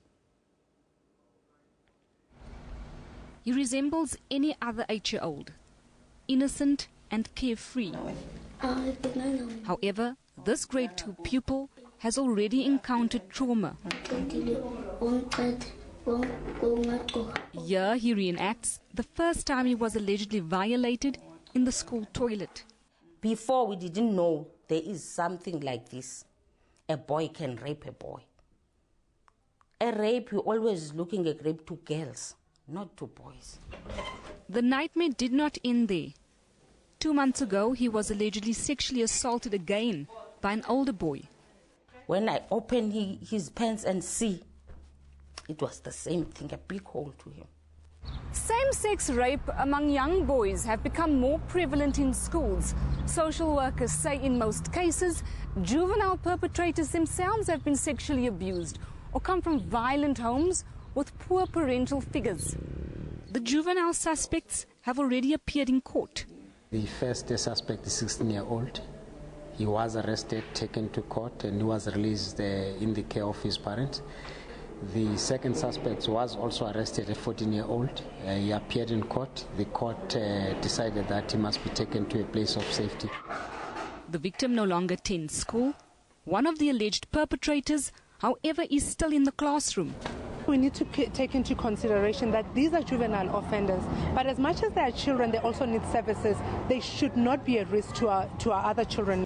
Social workers say these crimes are another sign of how deeply rooted violence is in South African society. Gillian Pillay, SABC News, Boksburg. Striking workers at Johannesburg Waste Management Company Pick It Up will meet this morning to plan a way forward. Yesterday, workers belonging to Municipal Workers Union SAMU thrashed the city centre. 10 people were injured when police tried to stop workers from entering the Pick It Up head office in Braamfontein. Now, they accuse the Pick It Up boss, Amanda Nair, of nepotism and of inconsistently applying the remuneration policy. Pick It Up has obtained a court interdict preventing the workers embarking on a strike. Meanwhile, the Helen Joseph Hospital here in Johannesburg will today not be admitting patients in some of its units. The hospital will be shut down for maintenance. The intensive care unit, the theatre renal unit, X-ray department and the mortuary will all be closed down between 6 in the morning and 3 in the afternoon. Community members have been advised to use other health facilities. National Assembly Speaker Baleka Mbete says she'll call in the police if striking Nahawu members disrupt Parliament again. 2 scheduled sittings had to be abandoned yesterday when protesting workers burst into Parliament. They went back on strike after talks over performance bonus calculations deadlocked. Parliament will now sit for an extra 2 days with the hope that it will be able to finish its work. Now, earlier this morning, SABC News spoke to the Secretary to Parliament, Kengengezi Mgedlana, and asked him what the bone of contention is between Nahawu and Parliament.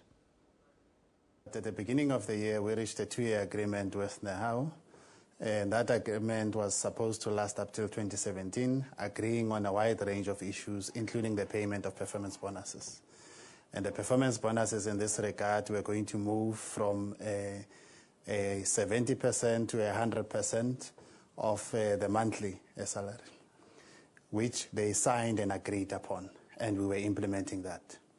In the middle of implementing that agreement, they then put forward a new proposal in the last 3 weeks, basically, saying they would want the payment of those bonuses to occur on the basis of an annual package, which, after much deliberation, and pointing out a number of issues to them, that the budget of Parliament was based on the monthly salary, we acceded to that in principle and said, let's move to that particular situation over time, taking into consideration the finances of Parliament. We then, after having agreed with the union on those bases, appointed teams to look at this particular issue.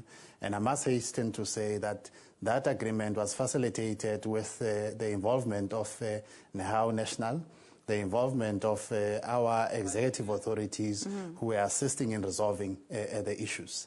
Now we are at the point where we are saying we are moving on the implementation of your total package payment of the performance bonuses over a period of time, taking into consideration the finances of Parliament.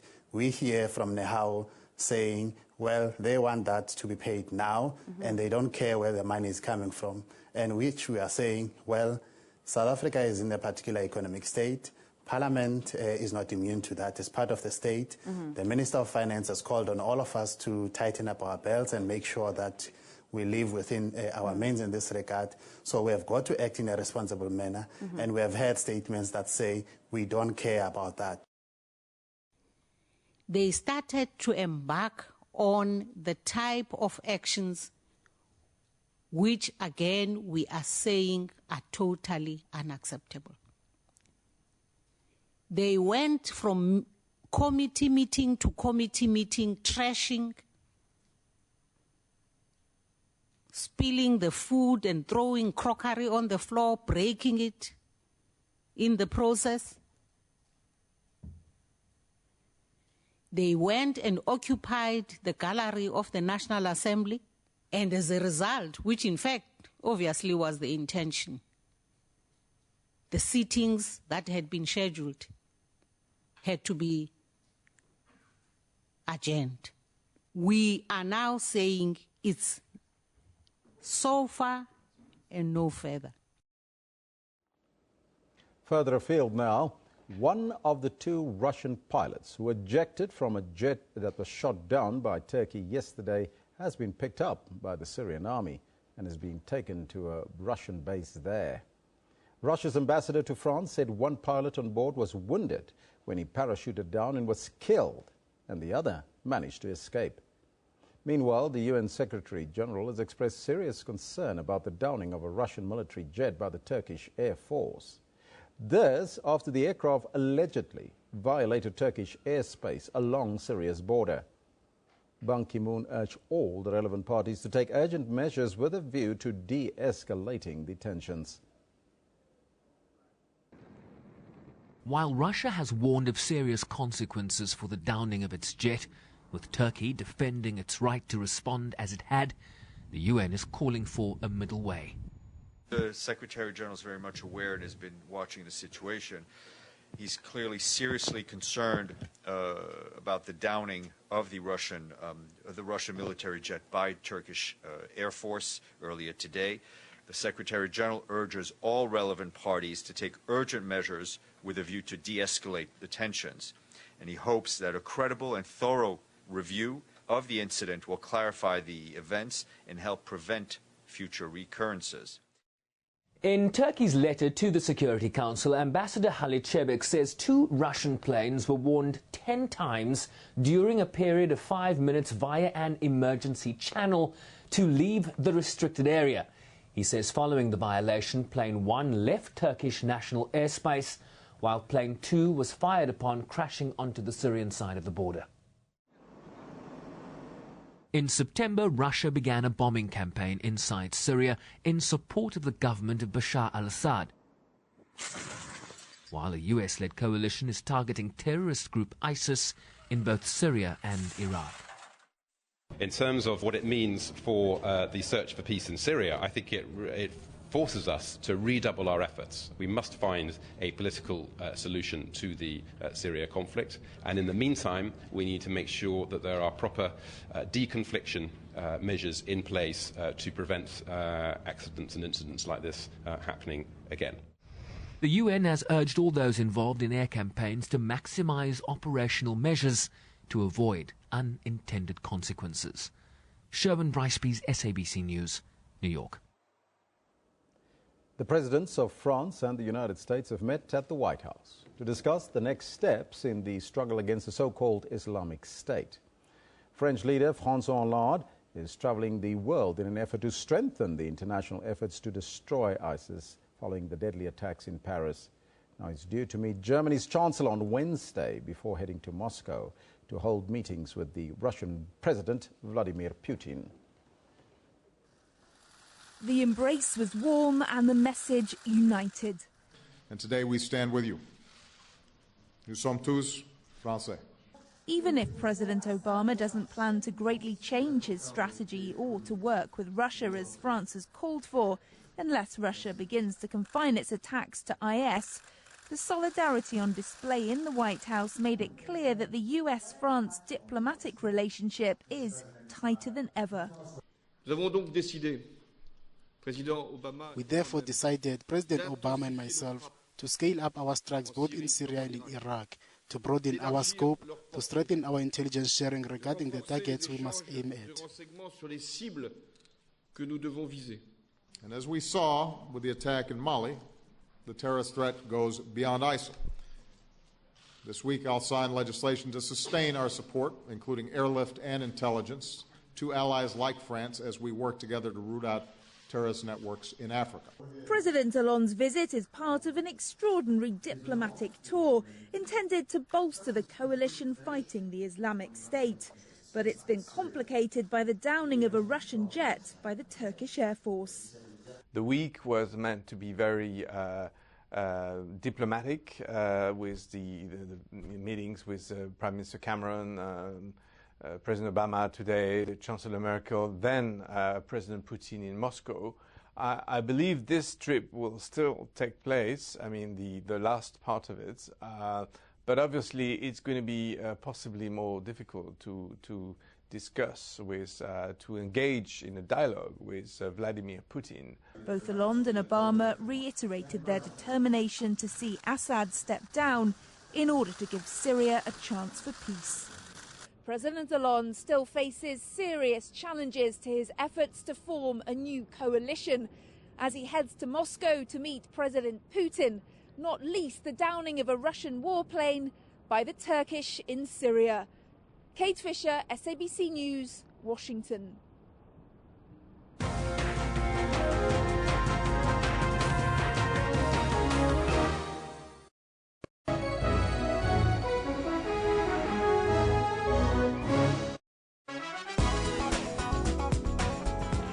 The son of Africa, Trevor Noah, is leaving America in stitches.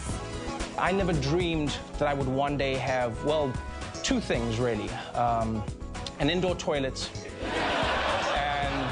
and a job as host of The Daily Show. We are the first to bring you the latest films around the globe. Dear white people, the minimum requirement of black friends needed to not seem racist has just been raised to 2.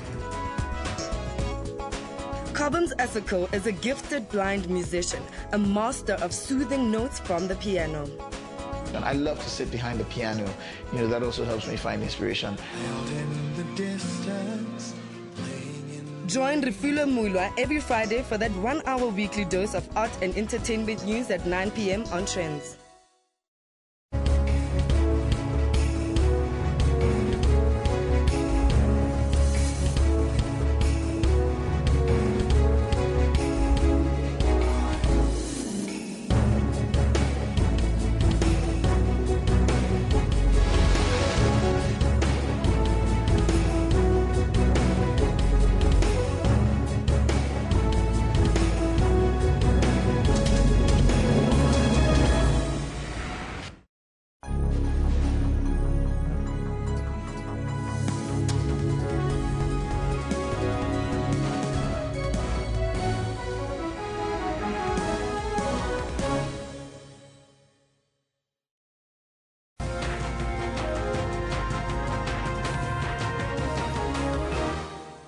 Welcome back. You're still with Newsroom. Time for us now to change our focus and look at what is happening around the regions here in South Africa. Now, a story in the Northern Cape. Further 6.3 million rands has been pumped into the renovation of the Northern Cape Theatre. Now, yesterday, I spoke to our reporter Reginald Witbooi in Kimberley, and he told me that investigation is going to be implemented into these funds. The Northern Cape Arts and Culture Department is actually waiting on the Northern Cape Department of Public Works to hand it over to them. What they are basically saying is that the contractor, Nel Mahlangu Contractors, need to hand over the building to the Department of Public Works for final inspection, and then only can they open the theatre. Last year, phase 1 of the building was completed at a cost of more than of about 16 million rand. It came to a halt because of unavailable funding, and then the Northern Cape Arts and Culture Department actually got another 12 million rand from National Department for phase 2. The building was supposed to open in April this year. It didn't materialize. Another date has been set for July and another one for September. That didn't materialize. Now, the MEC of Arts and Culture here in the Northern Cape, MEC Lebogang Motlaping, actually visited the building in February this year, and he was quite happy with progress made. If we can just talk about the building itself, we visited the building and we could see that there are additional ablution facilities. It is disabled friendly, and also the VIP section and also the foyer has been upgraded. Now, this new 6.3 million rand, just tell us, do you know what the 6.3 million rand is going to be spent on, the latest? Eben, we spoke to the Arts and Culture Department. They wanted to open it with the latest in September, the date that they gave to us. They actually wanted to open it up without any sound and lights. But art lovers and artists said that a theatre needs to be fully equipped for it to be operational. So that 6.3 million rand is now for operational costs and also for sound and lights. If it is at the theatre as we speak, we don't know. We requested the Arts and Culture Department to comment. They didn't get back to us as yet. Now, the Minister of Arts and Culture, he put forward that this investigation that is put forward is about not following tender procedures and so forth. Do you have any idea where that investigation is right now? Eben, it was in July this year when the Democratic Alliance, in a written question in Parliament, actually asked Minister Natim Tetwa, his department must please explain where the tender processes were followed and what the total expenditure of the building was. Now, Minister Tetwa said that tender processes in the first phase, it was followed because it was advertised by the Department of Public Works here in the Northern Cape, and then it was awarded to Nyal Mahlangu contractors in 2010.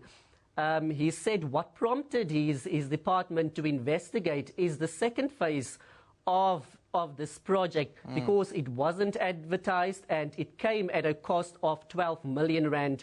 Now, where the blame came in is the Northern Cape Arts and Culture Department welcomed this investigation, saying that the Northern Cape's Public Works will be in a better position to explain to us regarding that. We spoke to the Northern Cape Public Works Department. They said they are not going to comment on that, and the investigation must take its course.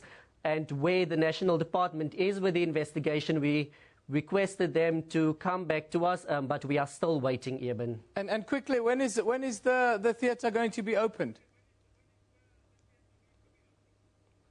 At this stage, it is still unclear, Eben. We are also waiting for the Northern Cape Arts and Culture Department to get back to us. But what I can tell you is that local artists and also art lovers, they feel happy about the theatre being here in the Diamond City. But what a setback they say it is for local artists, because they now need to take their talent outside of Kimberley, and they feel that the Northern Cape actually have a lot of stories to tell, basically, of history. The thing is that they feel that the theatre need to be completed so that they can showcase their talent. When that will happen, even we are all still waiting.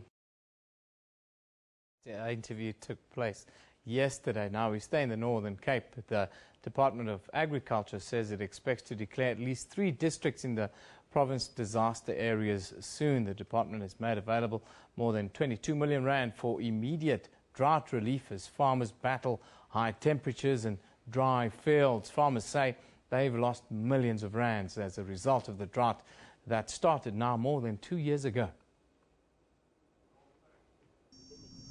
The situation is becoming more desperate by the day. Feed is becoming scarce and rivers and dams are drying up. The provincial government has now stepped in. It has pledged more than 22 million rand for immediate assistance. 3 districts are affected: Namaqualand, Taars-Pikli-Kasemi and Kimberley's Francis Bart. The 2 remaining districts are being closely monitored. Farmers will see direct intervention where we will be assisting them with animal feed. That is part of what will assist them. Where there's no water resources, we should be able to assist them with water resources. So already with the 22 million, we will be making an impact. It's not enough, taking into account that it has to relieve drought for commercial farmers in the Northern Cape, as well as the smallholders. And if you look at the complete picture, then we actually need a lot more, especially against the background of expected lower than normal rainfall over the summertime towards the end of the summer next year. Farmers will be required to register for assistance. 257 have already been identified, but that figure is likely to rise substantially. Ulrich Hendricks, SABC News, Kimberley, Northern Cape. Of course, here at Newsroom today, our focus is on this launch of the 16 days of activism against violence or abuse of women and children. That's our question of the day. It asks of you, are these campaigns, are they working? Well, I can't tell you. The President is in Mahikeng today, where he'll be launching the start of this campaign. Let's cross over to Mahikeng now for the President's keynote address.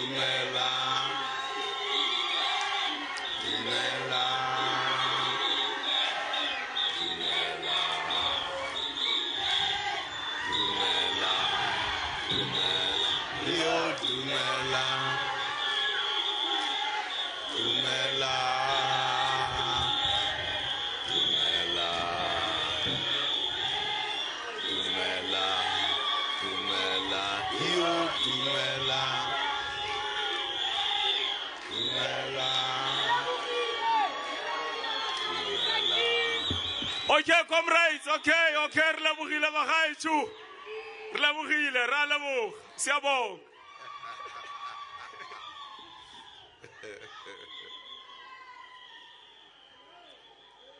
Danke.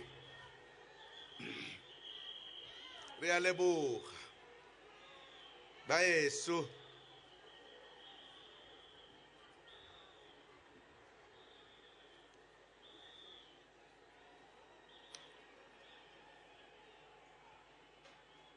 The Premier of Bokone Bophirima,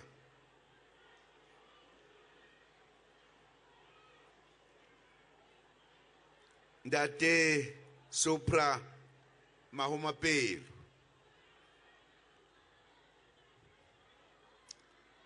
the Minister in the Presidency for Women, Me Susan Shabango,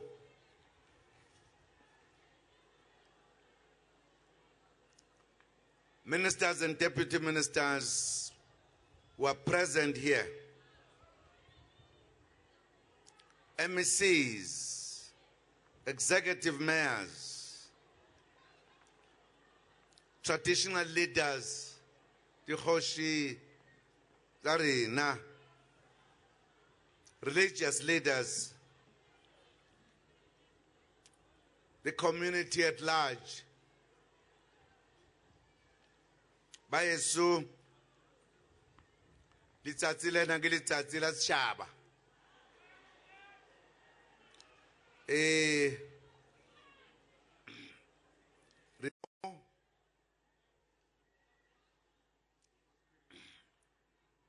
Re mo Bokone Bophirima. Mare go batlega gore bo yena go be bo ya go setšhabeng kaofela.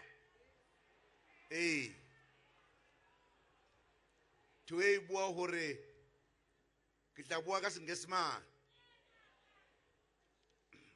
Go na le ntate o tla toloka ha ke fetsang ka gore fela go tshwanetse gore batho ba tle ba itlwe buo yena ke bua Sesotho nna ke Sesotho seo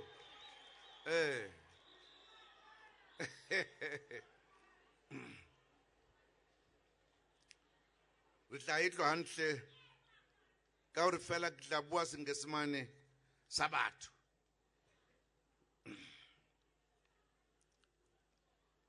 Mare date ona o tla toloka ha ke fetsang.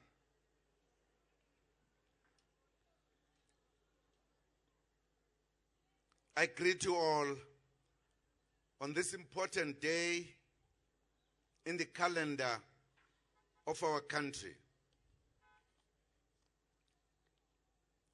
We are gathered to officially launch the campaign on 16 days of activism, of no violence against women and children. The 2015 theme is Count Me In, together moving a non-violent South Africa forward. South Africa adopted the 16 days campaign for no violence against women and children in 1998 as part of building a society that is free of violence. The unity in the execution of this campaign has been remarkable over the years. Every year since 1998, government, non-governmental organizations, faith-based organizations, labor, business, media, and other sectors work together to broaden the impact of the campaign.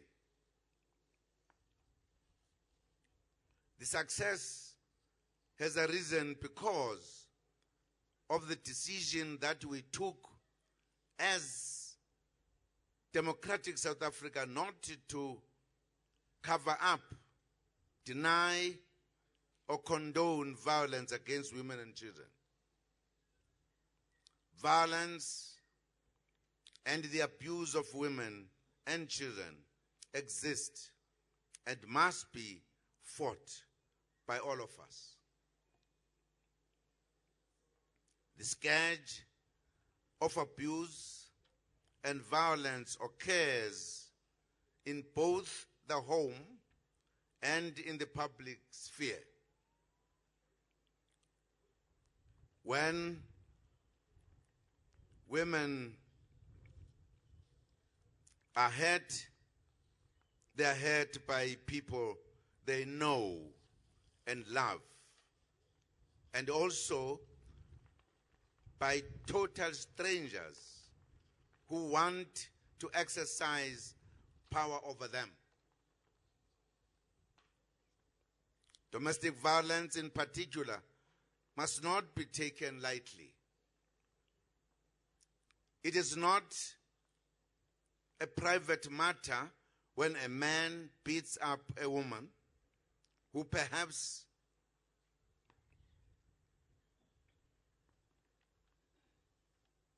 may be his wife or girlfriend. It is a serious crime if a man does so. Our country takes this crime very seriously. We have declared it a priority crime. All communities and community members must treat it equally seriously because it is a serious crime. It should also be understood that the attacks on women and children is a gross violation of their human rights. It is a moral and ethical degeneration and a stain on our collective conscience. Sexual abuse of children in particular can lead to lost childhoods, they losing their childhood, abandoned education, physical and emotional problems, spread of HIV, and an often irreversible loss of dignity and self-esteem.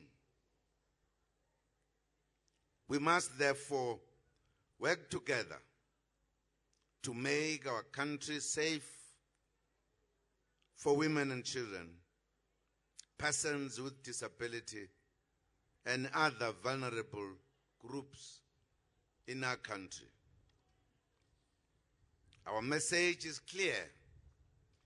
The attacks, abuse, rape, and killing of women and children are cruel, inhuman, and degrading. We call upon women to report the cases of abuse and violence. Do not protect the perpetrators. Family members and neighbors must also work with the police to catch the culprits. We also appeal to our courts to hand down harsh sentences to those found guilty.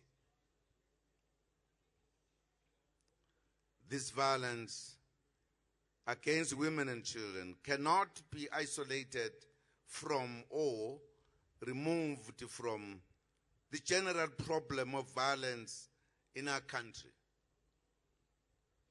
Some people in our country tend to use violence to achieve their goals. Even when protesting, which is a democratic right, some of our people will resort to violence and violate the rights of others in the process of exercising their rights. We need to confront this problem and begin to eradicate the culture of violence in our country. Government has done a lot to contribute to a culture of no violence against women and children. Our country has always had the laws designed to deal with violence against women and children, such as Domestic Violence Act, Sexual Offences Act, and the Criminal Procedure Act, which must be used to fight this scourge. The amendment of our criminal procedure law resulted in laws that restricted bail or demanded life sentences for accused persons and those found guilty of rape of young children. Beyond these laws, we also need to look at socio-economic conditions which make women vulnerable. Unemployment forces some women to remain in relationships that are not conducive to their health and well-being. If a woman depends on the abuser of housing and general living expenses, they are unlikely to act and report a violent partner to the police or to walk out on them to protect their lives and that of their children. Women are also marginalized in terms of access to land, credit, and finance, which makes them prone to violence and abuse. The advancement of the economic empowerment of women is thus critical for us to fight the scourge of abuse and violence. I have instructed the economic cluster of ministers to ensure that all their programs contain activities that are beneficial to women. We urge the private sector as well to ensure that the employment and advancement of women is prioritized. The promotion of women so that they play a role in the management and control of the means of production is also critical. The extension of social services to improve the quality of life is also critical. This includes water, electricity, health care, education, and transport. These will improve the lives of women and reduce their vulnerability. Within the security cluster, work continues to assist in stopping violence against women. Since August 2013, 40 regional courts around the country have been upgraded into sexual offences courts and are fully operational. The rebirth of these specialized courts has contributed to the increase of the conviction rate in sexual offences. The rate has come up from 59% in the 2013 to 2014 financial year to 64% in the 2014 to 2015 financial year. Likewise, in 2014 to 2015, the regional courts linked to the Tutuzela care centers reported an increased conviction rate of 68% in these cases. The conviction rates had been 60% the previous year. We have made progress as well with regards to the sex offender register. Many more of the convicted sex offenders are restricted from working or doing business in areas that will expose them to children and persons with mental disability. Since 2012, the entries of sex offenders in the National Register for Sex Offenders took a dramatic increase from 3,526 to 17,500 last year. As at 30 October 2015, this figure has further increased to 21,495 registered sex offenders.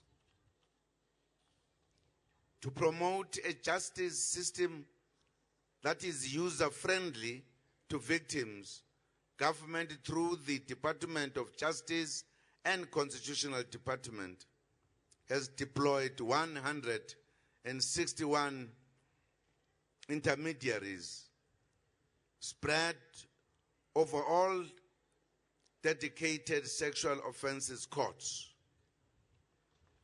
It has also installed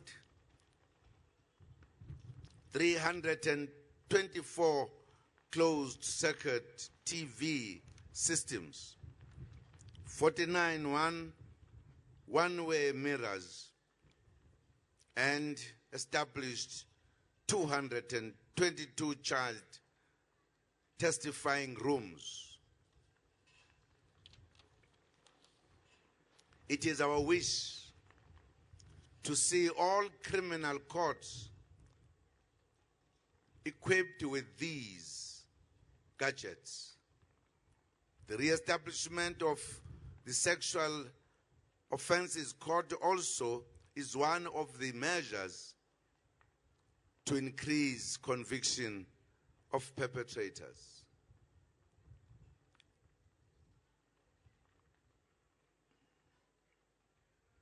South African Police Service has refurbished victim-friendly rooms at police stations.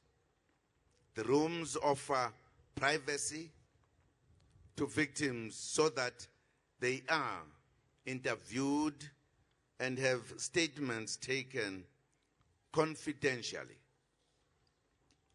The number of established victim-friendly rooms currently is 989 nationwide.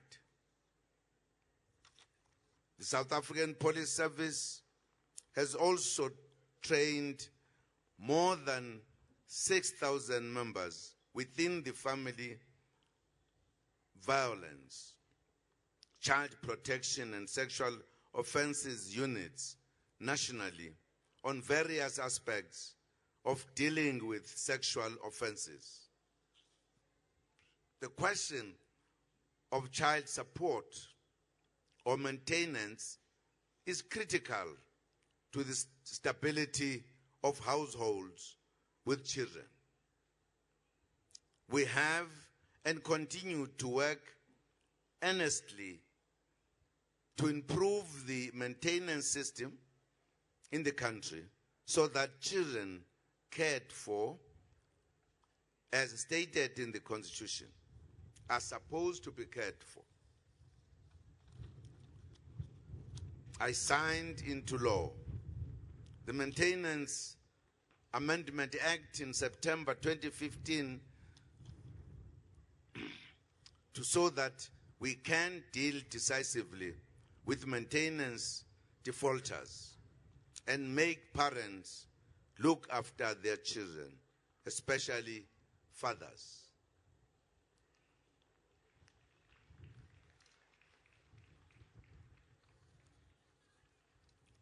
According to the Maintenance Amendment Act, if a person has defaulted on paying maintenance, their personal details will be submitted to the Credit Bureau.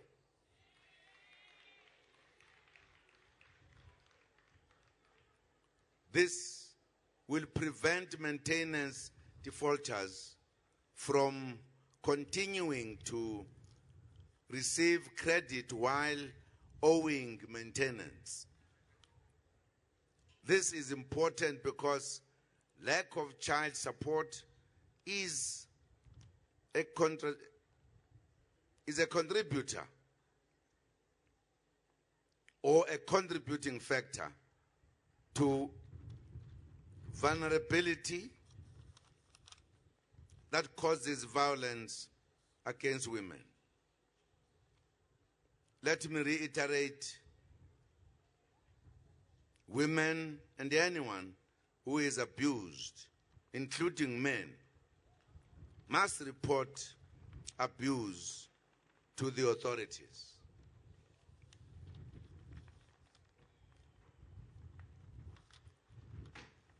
Government has established a 24-hour gender-based violence command center, which is run by the Department of Social Development.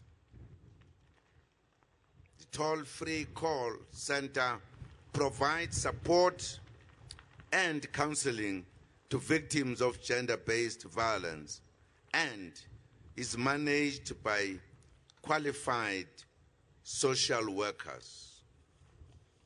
To date, the toll-free number has received 34,719 calls. Out of these, 5,146 calls related specifically to gender-based violence. The center was recognized globally as the best technology innovation contact center in the world for 2015 when it won an international award in the United States. In addition, the department is establishing safe houses to accommodate victims of gender-based violence and had child and youth care centers to accommodate abused children who require removal from their abused environment. Compatriots, the Constitution of the Republic of South Africa prohibits discrimination on the basis of gender and sexual orientation, amongst others. Having noticed that crimes against the lesbians, gays, and transgender individuals are perpetuated against them because of their sexual orientation, government established a national task team on violence against this specific group.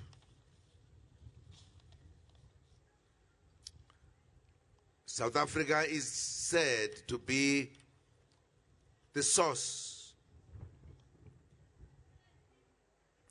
transit and destination for trafficking in persons due to its development and the fact that it connects Africa to the world and vice versa. While men and boys are also the majority of trafficked persons, are also women and girls. We urge communities to be vigilant. If people come to you and offer to find a job for you or education far away for your child, they may be wanting to traffic your child. Let us not lose sight of our children. We must know where they are at all times. It is important to take care of our children, given the fact that people can now take human beings and sell them to others or in far places. Compatriots, government cannot win this war working alone. On this specific day, allow me to commend the efforts of non-governmental organizations, churches, labor unions, and community formations that are active in supporting government's program against the abuse of women and children.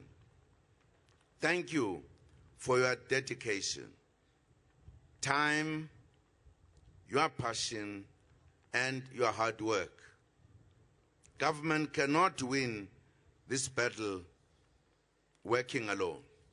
We need you. We need to work together. I want to take this opportunity to ask you to partner with us as we roll out the national and provincial dialogues during the campaign.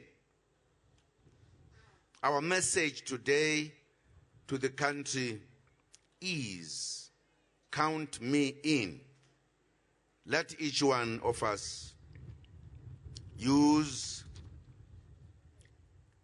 that kind of call.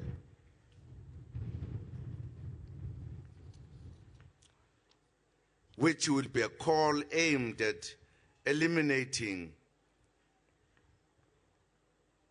and working hard to ensure that violence stops, the violence against women and children.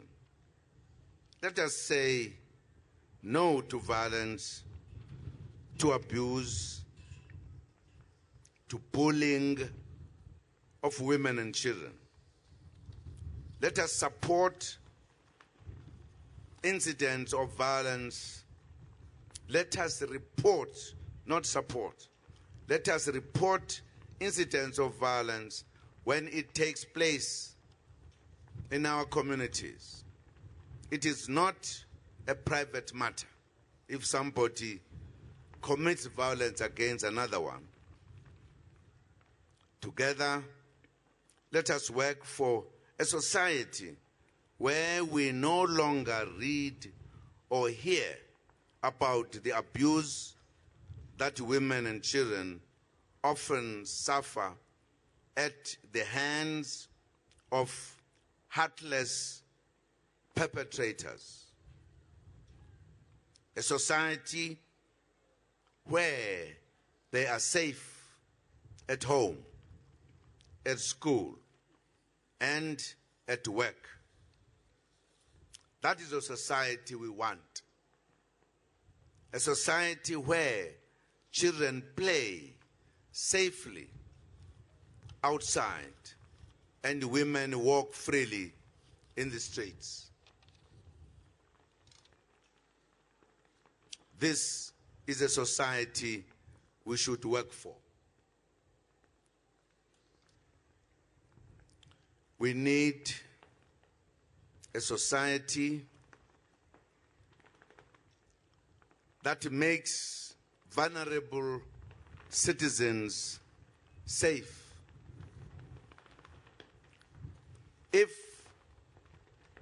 you do wrong things to another human being,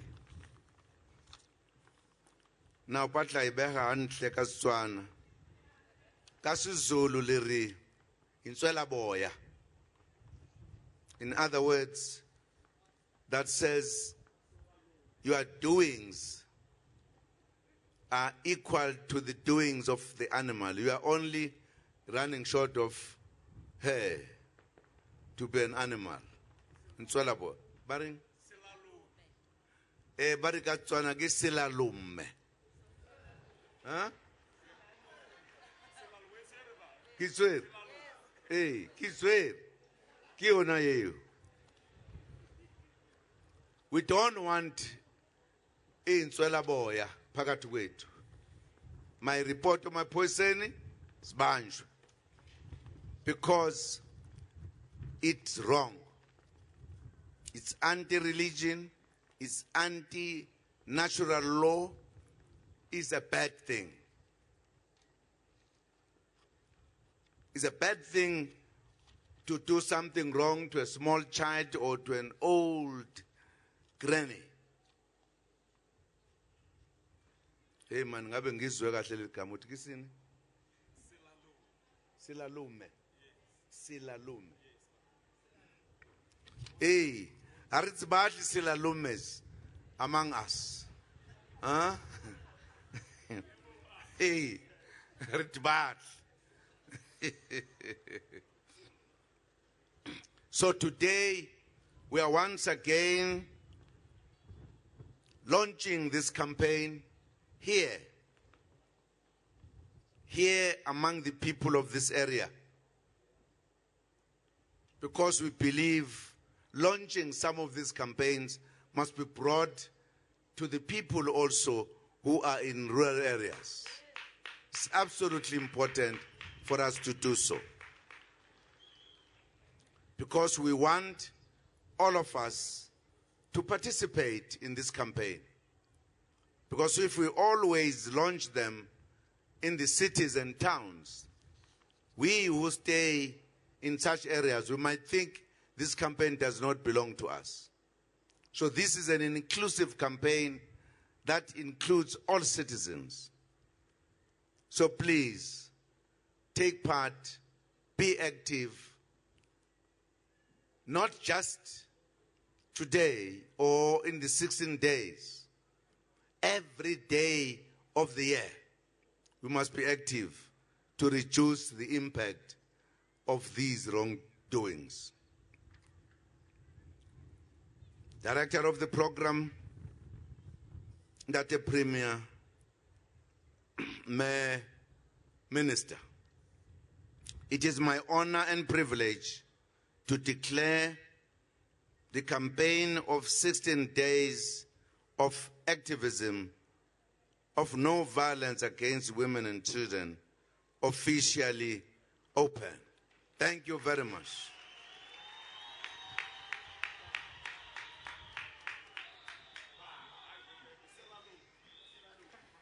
Ke a leboga mogolokwane.